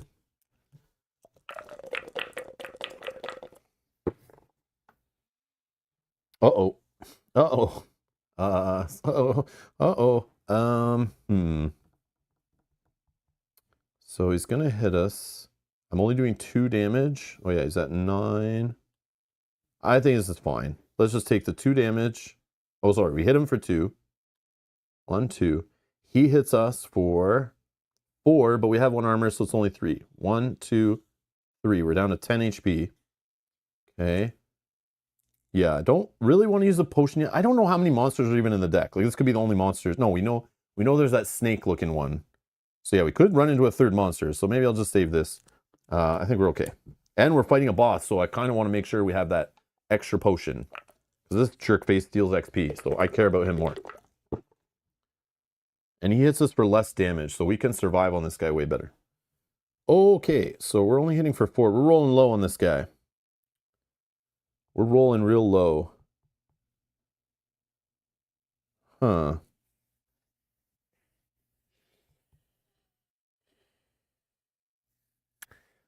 Don't think I want to reroll 1, 2, 3, 4. And then he'll hit us for 1, 2, 3. This is kind of not good. Not good. Yeah, I need to heal. Okay. Yeah, I'm probably approaching this the wrong way. But I could have used a frost potion to prevent that 3 damage, but I still rather use it on this guy.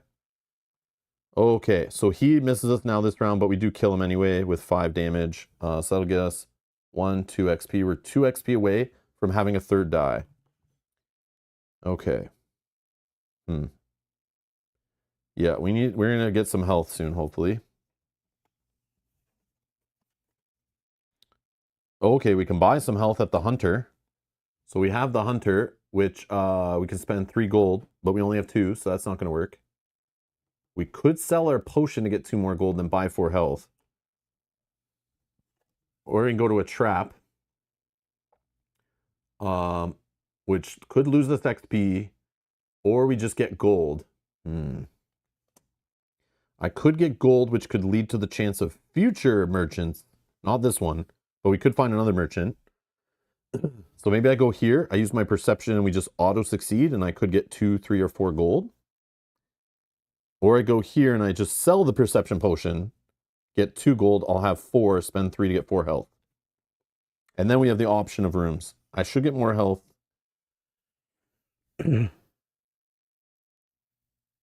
4 minus 1 equals 3. I saw 3 on the die. The enemy damages the level he hits or misses on 1. Yeah. So if we're looking at this guy, so we're on level 2 or floor 2 of the dungeon. So we look at the second line. We're fighting a goblin warrior. He's hitting me for 4 damage. And then I have 1 armor, which reduces it. On the die roll, all this telling me on a 1, I ignore the enemy's effect completely. He just misses. On a 2 to 5, he hits normally, so we just do 4 damage. And on a 6 is like his critical hit. He ignores my armor. So he would do the full 4 damage. That's kind of how enemies work for those that join late. Yeah, no worries, no worries. Yeah, I do not mind explaining again. That is totally cool. Super quick and easy, no problem. Yeah, I explained it all at the beginning, but yeah, we've been in multiple combats. So feel free to join late, ask questions, totally good. Thank you, Yogi, for answering in the chat too. Okay. All right.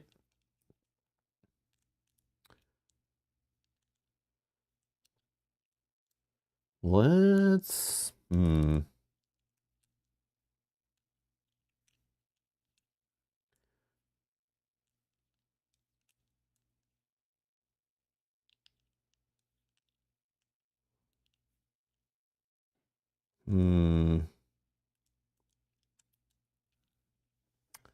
I don't know what to do, guys.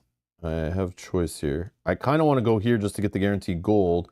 I could use the perception potion. We just succeed, and I get 2, 3, or 4 gold. But then I'm stuck to only doing this room before the boss. I don't know. Yeah, let's just go with the hunter. I'm gonna sell the perception potion for 2 gold, and then I'll just spend 3 gold down to 1 to buy 1, 2, 3, 4 health. We're back to 11. I don't know.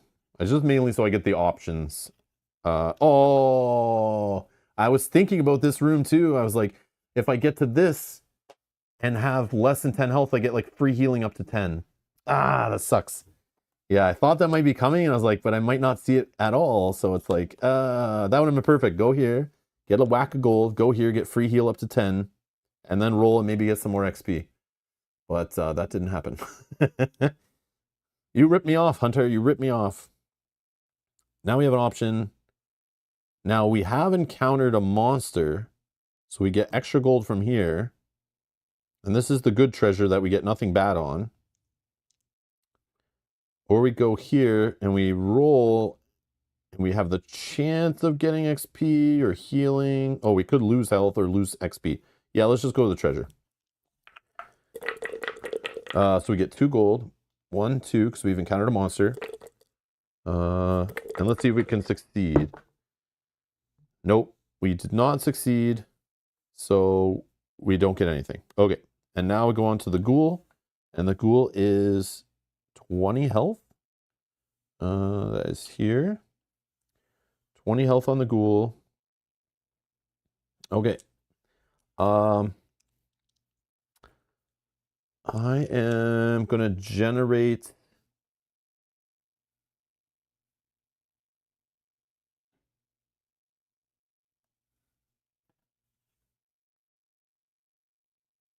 I'm going to generate a fire potion.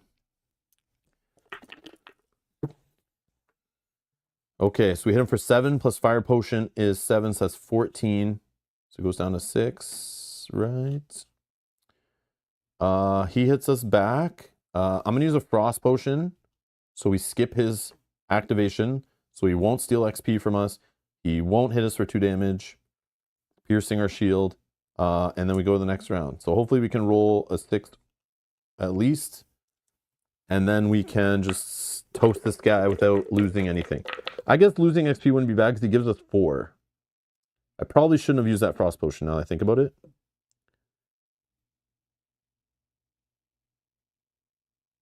But 2 damage is annoying. Yeah, let's just use it. We did what we did. It's fine. Eventually, if we do fill out our XP track, it could be healing itself too. Every additional XP we get, but... Okay, so we hit him for 7. We're good. So he's dead. So we get 4 XP. 1, 2, 3, 4. We've passed our 18 threshold, so we get a 3rd white character die. We get to go to the loot room to get our reward. It's a 5. Oh, we could take a holy potion or 2 gold. Holy potion can cure curse, poison, or blind, and we haven't got any of those yet. I don't think I want to just sit on that. So let's just take the gold. Go to 5. Yeah, we got our 3rd die, which is crazy, I think. That's really fast, I believe. Maybe too fast. We'll see. We still can miss every time we roll. So it's just better odds not to miss. Okay, so the ghoul is dead. So now to go to the next level, we got a food. So we're down to 1 food. We get to flip our character ability back. And let's set up the next one. And we're down on floor 3, area 5.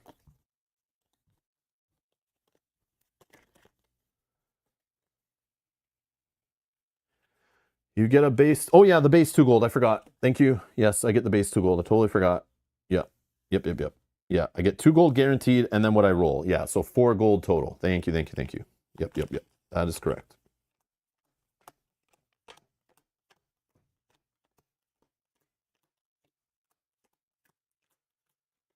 So we're looking for some health. We're looking for some food. We're looking for some potions. Those are my priorities now. Armor would be nice, I guess.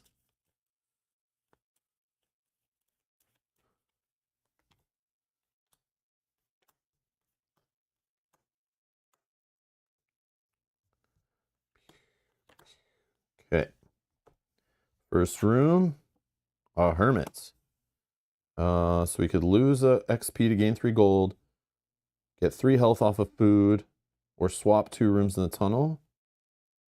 Let's just lose an XP, gain 3 gold, max 10.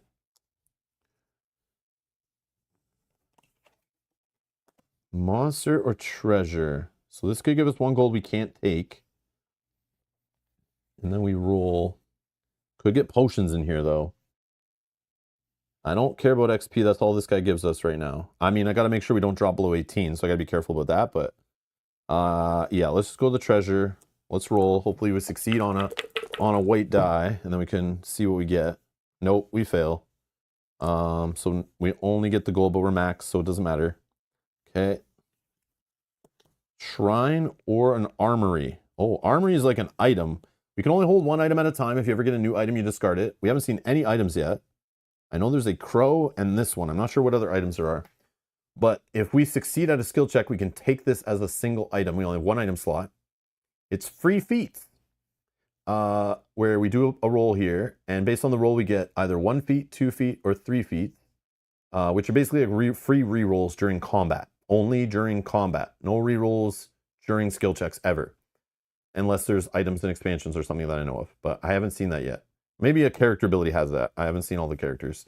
But you just mark it with a cube and you track how many feats you have until you use it up. And once you finish using this, or it gets discarded, it goes back to the deck. So we can put this... Let's just put this here for now. I think we're going to go for it, though. Yeah, let's just go for it. Maybe we can get it.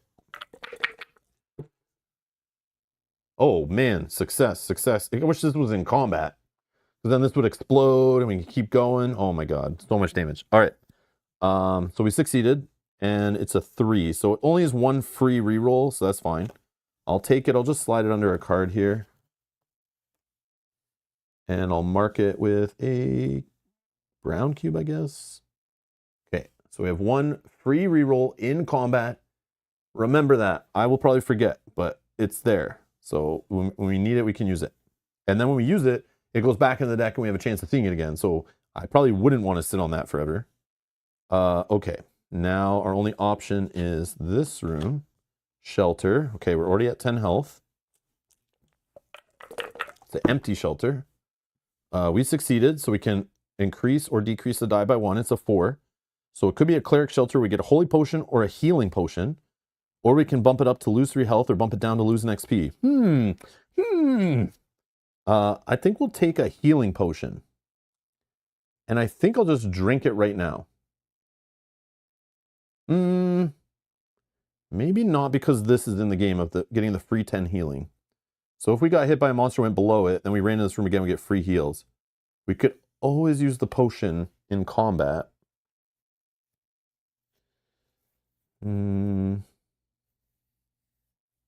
Yeah, I'll just take the healing potion now. We'll just sit on it. We'll just sit on it. Okay.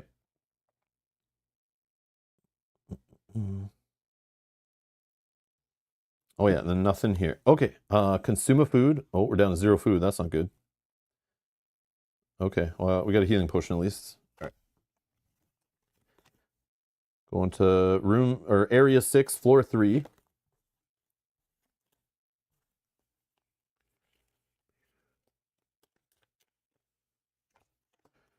I haven't fallen through a floor yet here, but...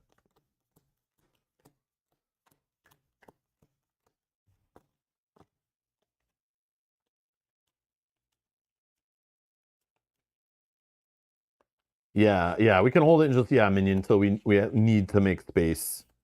Yeah, that's true. We only ever really get 1 potion at a time anyway, unless we're at a store. We do have 10 gold if we go to a merchant. We could buy 2 potions there, but we can use it at any time, so it's fine.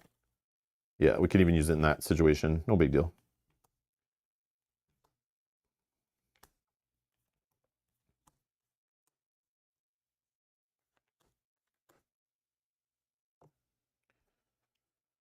Oh no, we fell in a trap. Okay, come on. Come on, man. Fell in a trap.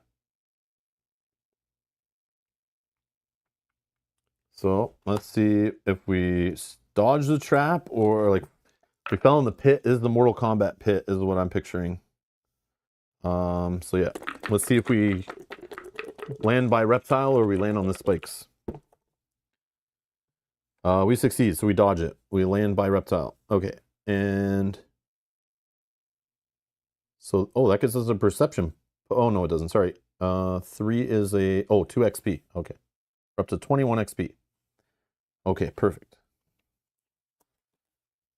Okay, we can go to another trap or we can go to the bonfire. Oh, let's go to the bonfire to get food.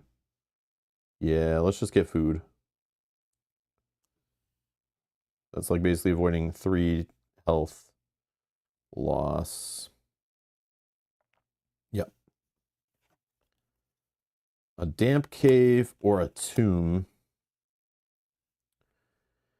This could lose food on 2 options. This can lose food on 1 option. They both have a ghost option. This one could give us a holy potion. This one could poison us. Yeah, let's just go to the tomb.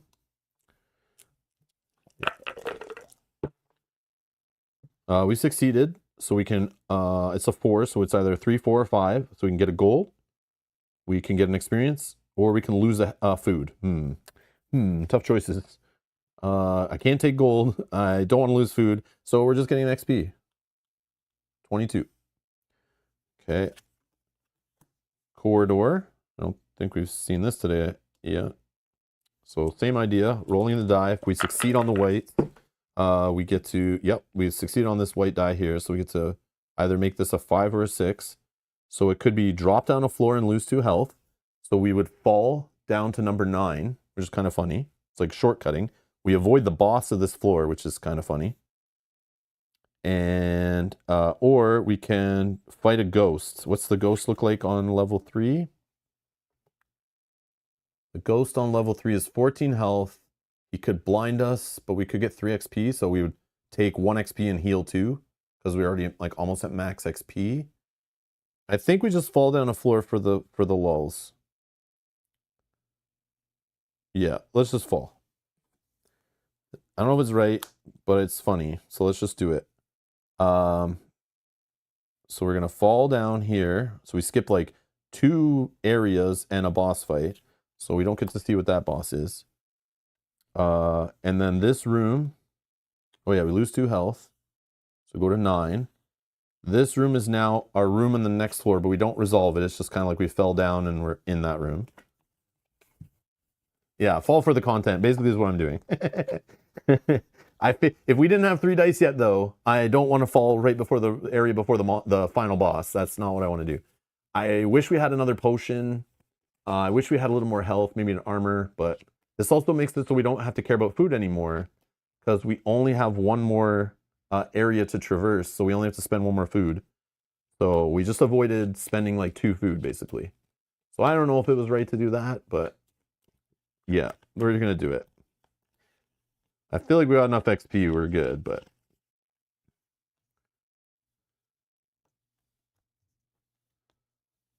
so this is floor 4 now and area 9.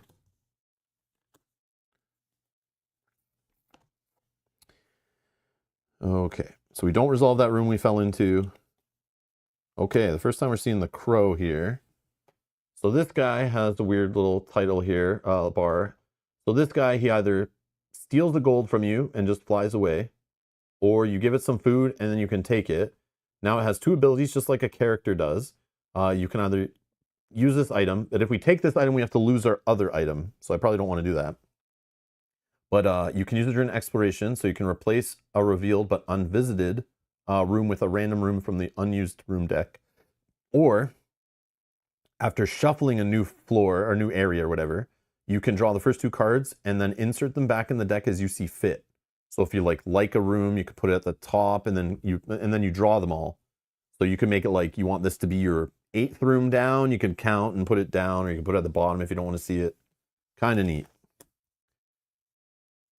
But he will steal gold from us. This could lose food, but we do want to keep the food. Could get us armor. Let's just go here and he'll steal gold from us. And we don't want him. We don't want you. I have a reroll. I'd rather keep that. If you use the Crow, it's a one-time use, and you discard it, goes back to the deck. So I don't care about him right now. He'll steal my gold and he flies away, kind of thing. Yeah. Okay. So now we have the Damp Cave or that Empty Shelter. If we go to the Empty Shelter, we get a free heal to 10, so 1 free heal point. And then we can roll. Could get a potion. Could lose some health, though. Could fight the ghost. Level 4 ghost now. Around 4th floor. So it's a Wraith of 16. Hits us for 5 at a time. And it always pierces armor. That's not good.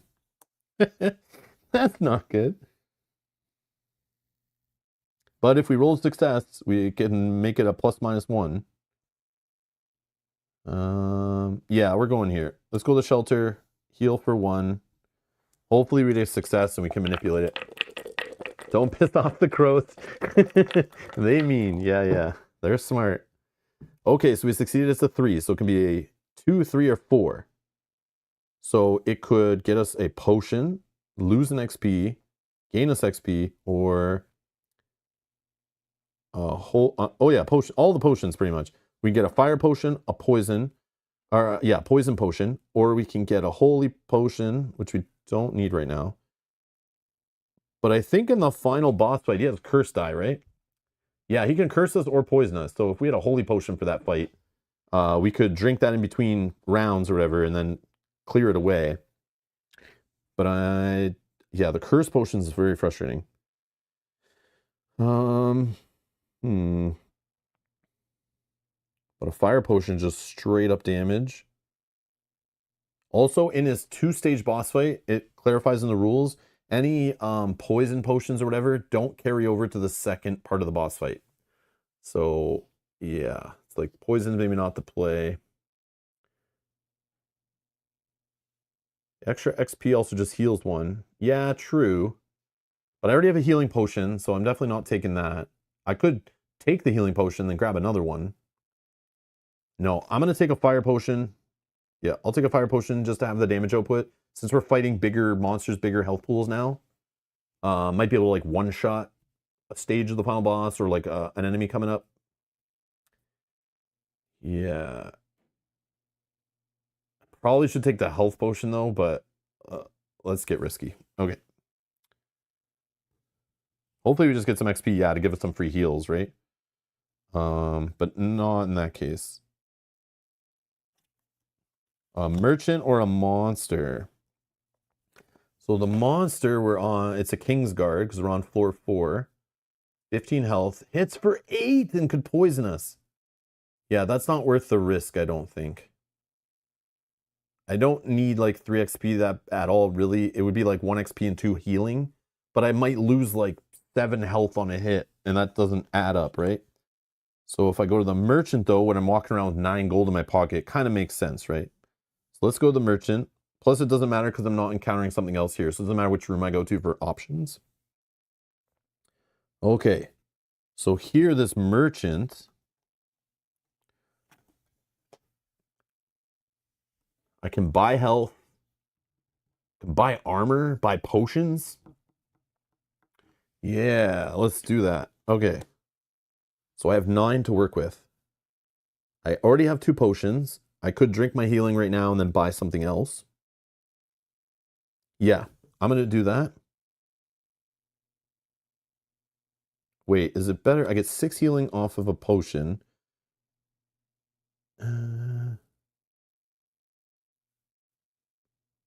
More armor, you think? I'm kind of going with the strategy with this guy being able to generate like fire potions or frost is how I kind of look at it. That can end up killing the monsters faster and also skipping their turns. So armor in my case isn't really the thing. I'm a mage after all. And I don't start with any armor. I have 1, which is nice. But I'm looking to be more offensive and crush them. And like, yeah, my defense is my offense is how I'm kind of playing this mage. That's kind of how I look at it. But I would, if we were earlier in the playthrough, maybe take that, because early on when you're getting hit repeatedly by monsters, you're rolling only 1 die and it kind of goes slow. Yeah, that can add up to a lot of health saved. But on the final boss, when he's smacking for like 8s and 9s, I don't think 1 armor is the play. I'd rather have like a frost potion, which is like basically ignoring like 8 armor. Plus poisons and curses make it go longer too and hurt me more. So I just want to like kill him and avoid his hits completely is kind of how I'm looking. So what I'm thinking of doing is drinking the healing potion to make room. So that will give me 1, 2, 3, 4, 5, 6, up to 16. Then for 5 gold, bringing me down to 4, I'm going to buy a frost potion to do what I just said, skip some turns. I already have a fire potion, I have a frost potion now. I'm ready for some fighting. And then I'm going to spend, I don't need food. Well, you can't buy food here. I think I'm just going to spend 3 gold, 1, 2, 3, down to 1, just to buy 4 more health to max out at 20. And like, I'm feeling like awesome right now. I like, my health problem's gone, my food problem's okay. Gold has been spent, like, I feel like it's been pretty efficient. I do have 1 gold remaining, I could buy a single health, but obviously I can't take it, so that's pointless. So I'll just sit on the 1 gold. Maybe not the best, but this is just what I'm gonna go with. And then I'll go down here, and we'll go to our final. We're gonna eat our food, 1 last food. We're gonna go to the final area. The boss gets revealed, and we have to set up our area 1 last time here.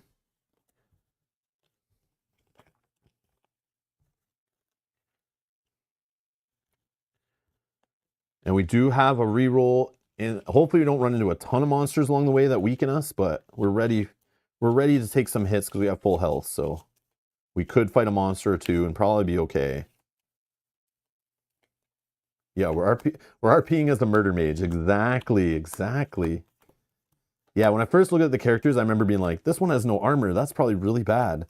But then when I learned how the frost and fire potions work, and even the poisons, it's like you can be an offensive menace, and then just use frost potions to like ignore them on the worst turn, and then just smash them again. No rewards to that level. What did I do wrong? No, there was no boss to fight at the end. You only get to go to the reward room when you finish fighting a boss.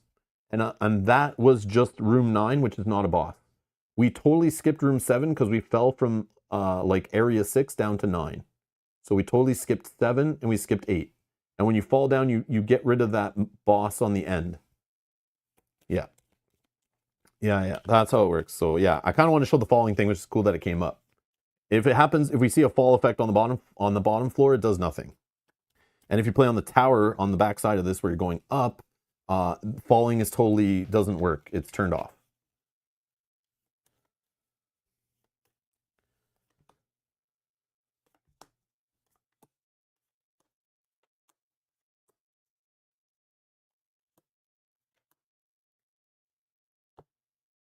Okay, final area. Here we go.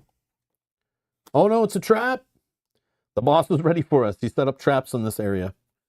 Okay, so let's roll. Oh, we didn't succeed at anything. So 3 is acid mist. We lose our armor. We have 0 armor now. Oh my god, I'm naked. Okay. Treasure, but it's the one with the teeth.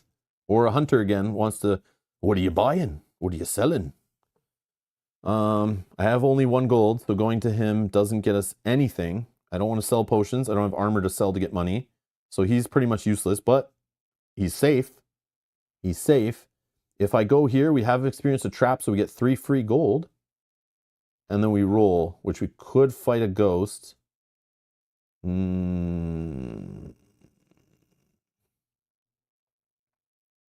I don't need anything from here, though. 3 gold is cool and all, but fighting a ghost, I think I don't really need gold that much. I don't need the potions. I don't need the healing. Yeah, let's just play it safe. Going here, I'm doing nothing. Oh no, monster in a trap.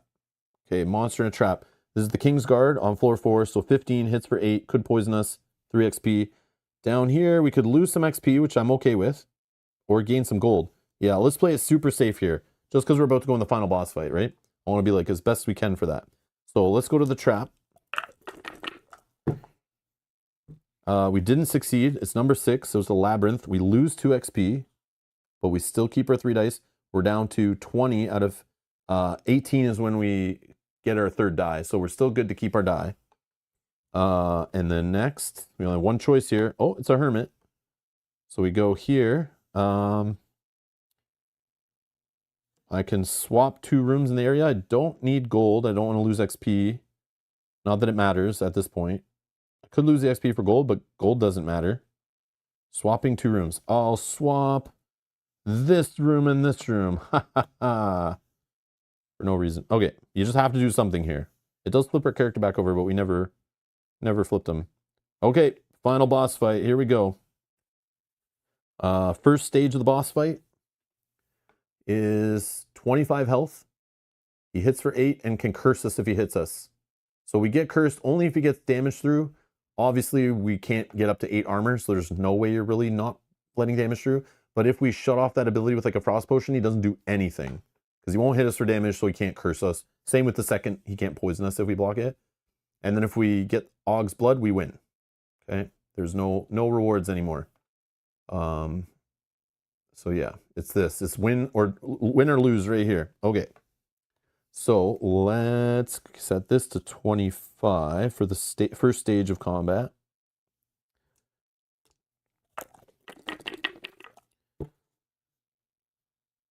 Oh, nice. Okay. Well, at least 2 of our dice hit and they're nice results. So we have 11.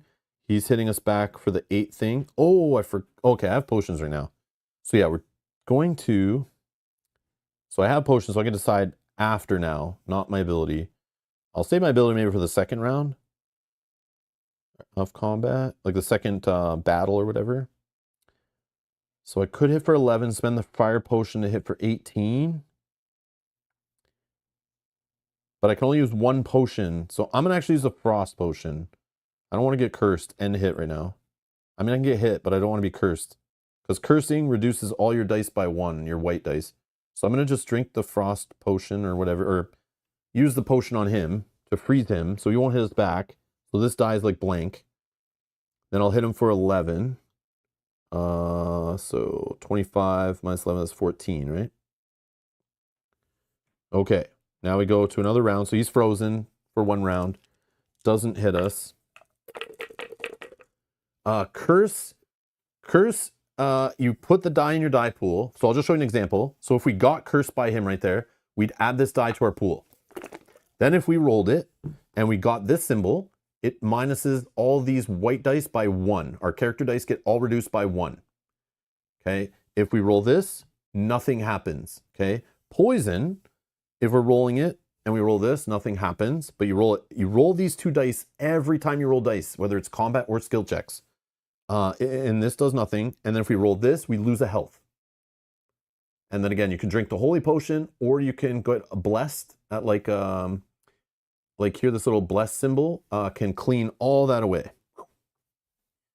So yeah, that's why I don't want to get cursed. I don't want to be cursed for like the rest of all the rounds where like my 5s become 4s, my 2s become 1, you know, like it just weakens us. So yeah, let's roll it up.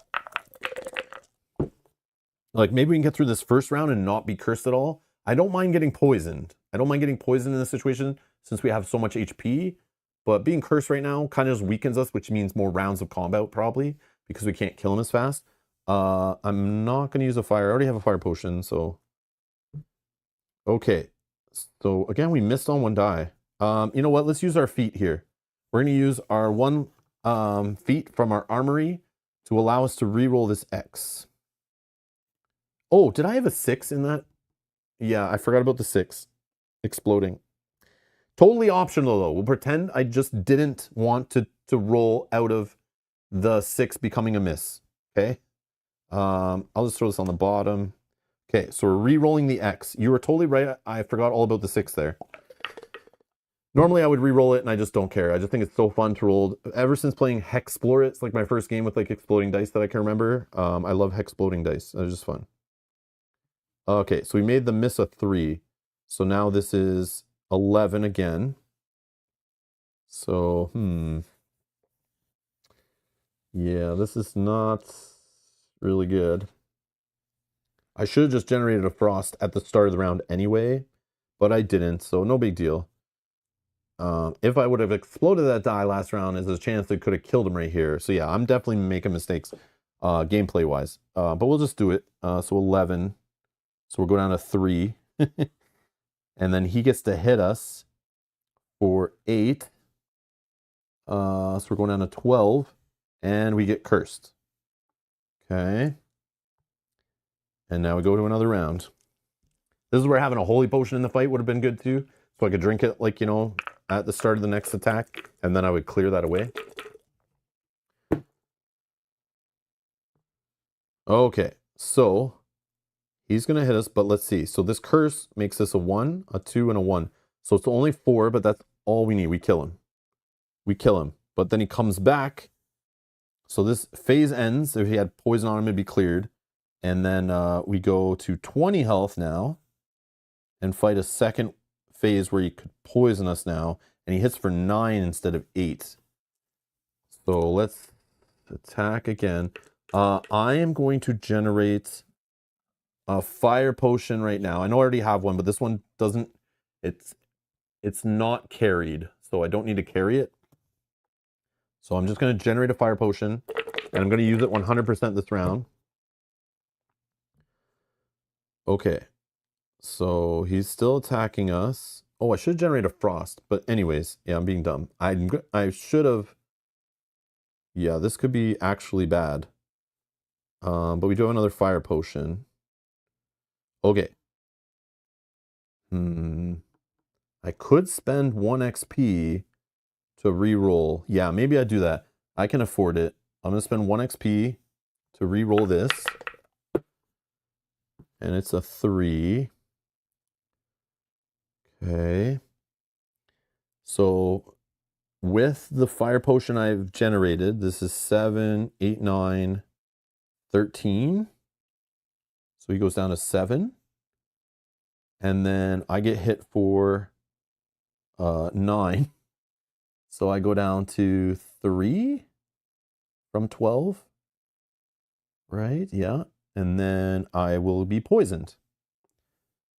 Yeah, what I normally would have done was made a frost potion there so that I would have ignored at least one of his last 2 attacks with frost and not made fire. But yeah, I don't know why I made fire. That was silly. I should have made frost so I could have fully avoided that hit, because now I've used up my character ability.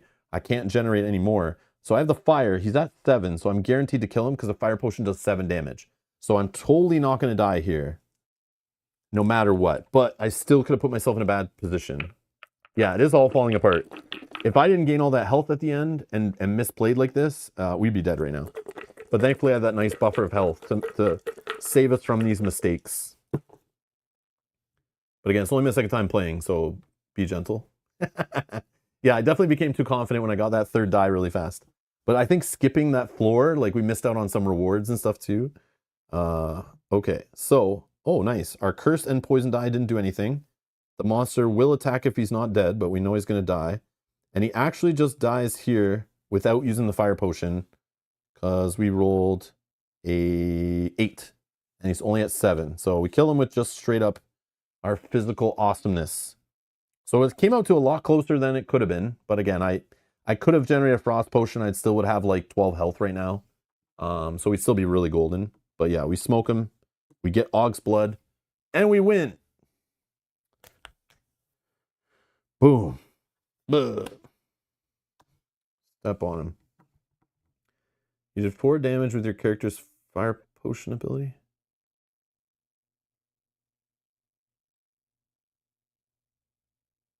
Oh, did I not add up the 7 enough? I think I did, right?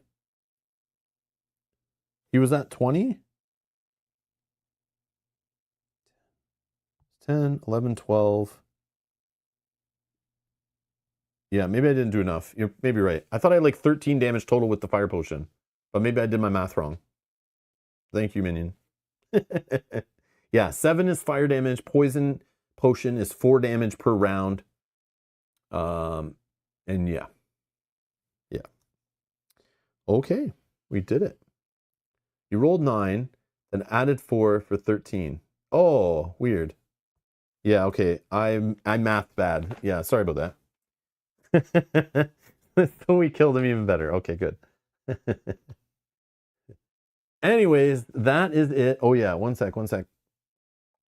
So again, if you like what you saw here and you want to see me play more next week, hit the like button. And we will play a campaign of this, which involves a little story, some setup changes, and we have skill trees, and we can get relics. But other than that, it's the same rooms, the same bosses, I'm pretty sure. But maybe it changes based on what characters you're playing. You'll have different story paths and stuff. But if you want to see the campaign mode for fun, we can play that next week. If we get 100 likes on this video before early next week. And we're already at 41. So if you're watching this over the weekend, hit the like button if you want to see more. If you don't hit the like button. I'm okay with that too. Oh, it got warm in here all of a sudden. Okay. Yeah. Anyways, thank you so much for watching. Thanks for hanging out. Thanks for playing along. Thanks for the questions. Hopefully you get a good idea of how the game works and what it's like. And yeah, it's just I don't know, not a bad little solo game. I haven't played a co-op yet, but it can be played 2 players again. So I don't know how that mode works. I didn't read the rules for it. But yeah, you can play this 2-player. And then it has the campaign. And there are expansions and stuff. But yeah, it's just a nice little solo. It's not short, really. It's a good little play session. Like, you could probably rip through it in like an hour or so. If you're doing all the levels and things, you don't fall and stuff. But I feel like you could play it even faster. If you're just resolving the rooms really quick and you play this a bunch, I can see you just ripping through this, right? Like, it says 30 to 45 minutes. I can see that. I can see that when you played it a few times. But yeah, nice little dungeon crawler, fun dice rolling, you know, kind of like that kind of game. Again, reminds me of like kind of like the same genre I would consider as like one deck dungeon kind of. But yeah. Yeah, not a ton of rules. Yeah, easy to get to the table, and it's just like has a nice replayability with all the shuffling and the monsters and traps and treasures and all that stuff coming up in different orders every time you play and finding different items. But yeah, I can see how expansions like can really make the replayability even more crazy by adding more cards to the dungeon and stuff. Different bosses, different items, you know, different characters, different character abilities. But yeah, it's just nice little simple, clean, you know, you got an hour to kill or less and you want to play a quick little game. And you know, it's got a cool fantasy look to it and all the kind of dungeon crawly theme that I like. But yeah. Oh, it's similar to Desolate, says Yogi. I don't know what that is, but I don't mind these games. I like these little ones. Some are better than others, I find. But yeah, some get too simple. Some try to reduce the size of components too much. I like this one, the way it's got full-size cards, full-size meeples and everything. The cubes are okay. Dual-layer cardboard would obviously be better, and I'm assuming there was an option on a crowdfunding for that. I would assume, instead of sliding cubes around.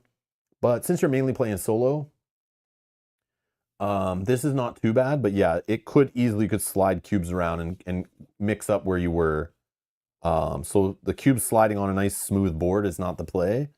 But if you're careful, it's not the worst. You could always replace it with dice. I debated like using dice just to track my health and stuff. So if I, you know, bumped it, it doesn't matter.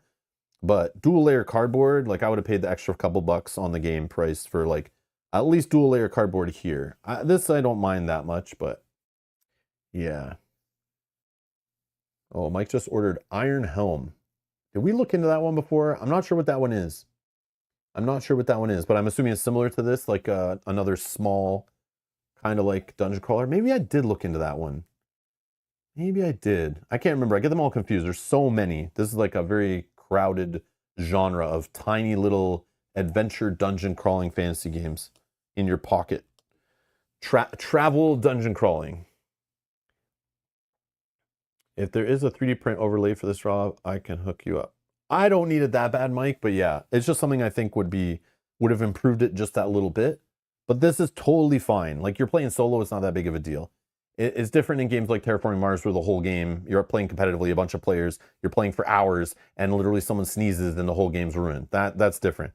This is like quick, dirty solo game. Worst case, I bump a bunch of this stuff and I'm like, I think I was here. I think I was here, you know, or you just clean it up and start again. It's like not the end of the world, right? But yeah. Also, you can put that a little further away from you so when you sneeze, it's not that big of a deal either. Oh, Will Kelly just got Cloudspire all in. I have my hands full today. You have your hands full for like a year. What are you talking about today? Just moving it from one room to another is going to take you the whole day. Gotta make sure you stretch before you pick that thing up. Oh yeah, the 20 strong stuff, the Waken Realm stuff, that is looking good. I was curious about that. I didn't buy the I was gonna buy, I might still buy, because I did like it, the 20 strong Tanglewood stuff, like the 3 fairy tale decks. I saw my local game store has them, but then I was like, I know they're coming out with Awakened Realms ones, which could be a little darker and more the themes I'm looking for, not like, you know, Little Red Riding Hood themes. But I still like the 20 strong games. They're really cool. Definitely fit in this category too, right? Little dice chucking solo, you know, crunchy games, but like not complex rules. You know, I like that stuff.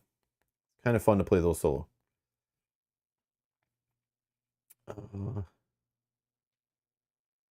20 strong Nemesis can be played multiplayer. No way. Is there like a trader mechanism to it and stuff? Or is it just like full co-op? I haven't looked into any of it. I know nothing other than when they announced that they had that partnership established.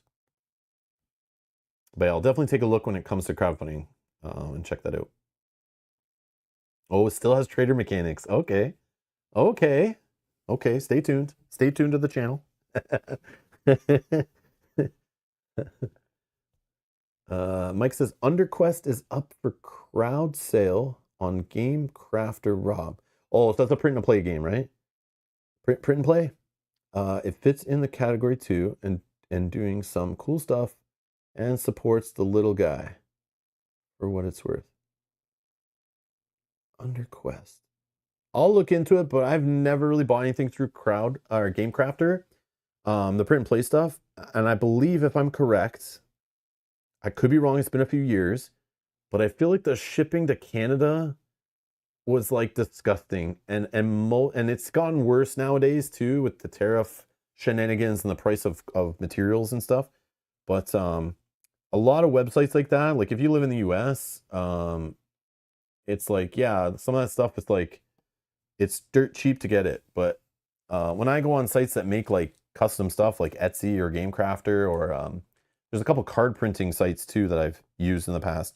There are ones in Canada, but the ones in the US that I've used, it's like the shipping is like 3 times the cost of the game you're buying or the deck of cards you're printing or whatever. And it's like, I can't justify that. I'll just wait till those games get picked up, they get published, and then I get like a higher quality product usually at my local game store, and I pay like no shipping, you know? Like it's just like, and probably pay less for it overall, but I get a better product. Yes, I don't get to play cool print and play stuff, but it's like, I live in Canada and it's just like a downside, and I don't own a printer anymore. I don't really want to invest in one, but yeah, I wasn't using it that often.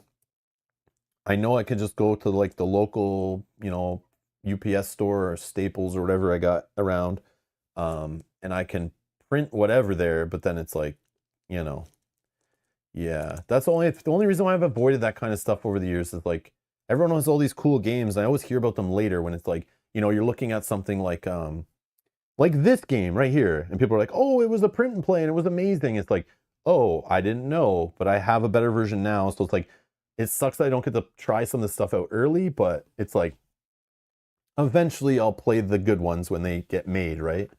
So it's like, yeah. And hopefully the best ones get picked up and get published and get more components, get play tested and all that stuff, you know. Not saying that any kind of print and play games are not balanced. Like some of those I feel like get play tested more by larger groups of people than some of the crap that crowdfunding publishers pump out for $300, have way less balance and play testing and quality assurance put on them. But yeah, it's just like, that's the only problem. I'm just like a stickler in my life. I've always been that way. When shipping is just more than the product I'm buying, I just like, Yeah, I just get pissed. And I'm like, I'm just a gamer like you guys, so it's like, you know, I only have so much money. Thank you for your support, everybody. You know, uh, but yeah, I'll look into it. I'll look into it. Good show. Okay, yeah, I'll look into it. If Yogi's insta buying it, it has to be good, right? Because Yogi just doesn't buy everything that comes out. Yogi just doesn't click buy all and full all in pledges every 2 seconds or anything, right, Yogi? Right? Yeah. I appreciate you keeping me in the loop, though, Mike. I do appreciate it. Don't get me wrong. Keep throwing out recommendations. So far, people haven't really recommended me any bad games that I end up researching and stuff. And people recommend me games I look into, and sometimes if they're like, I can't get a hold of them, or they're too expensive, or like maybe something's a little not right about them for me, I just pass on them. It's totally fine. But yeah, I do appreciate it. Oh, Yogi called one game. You're a changed person. Yeah, it took me a long time to call games too. I called them a little more aggressively now, but yeah, it was tough.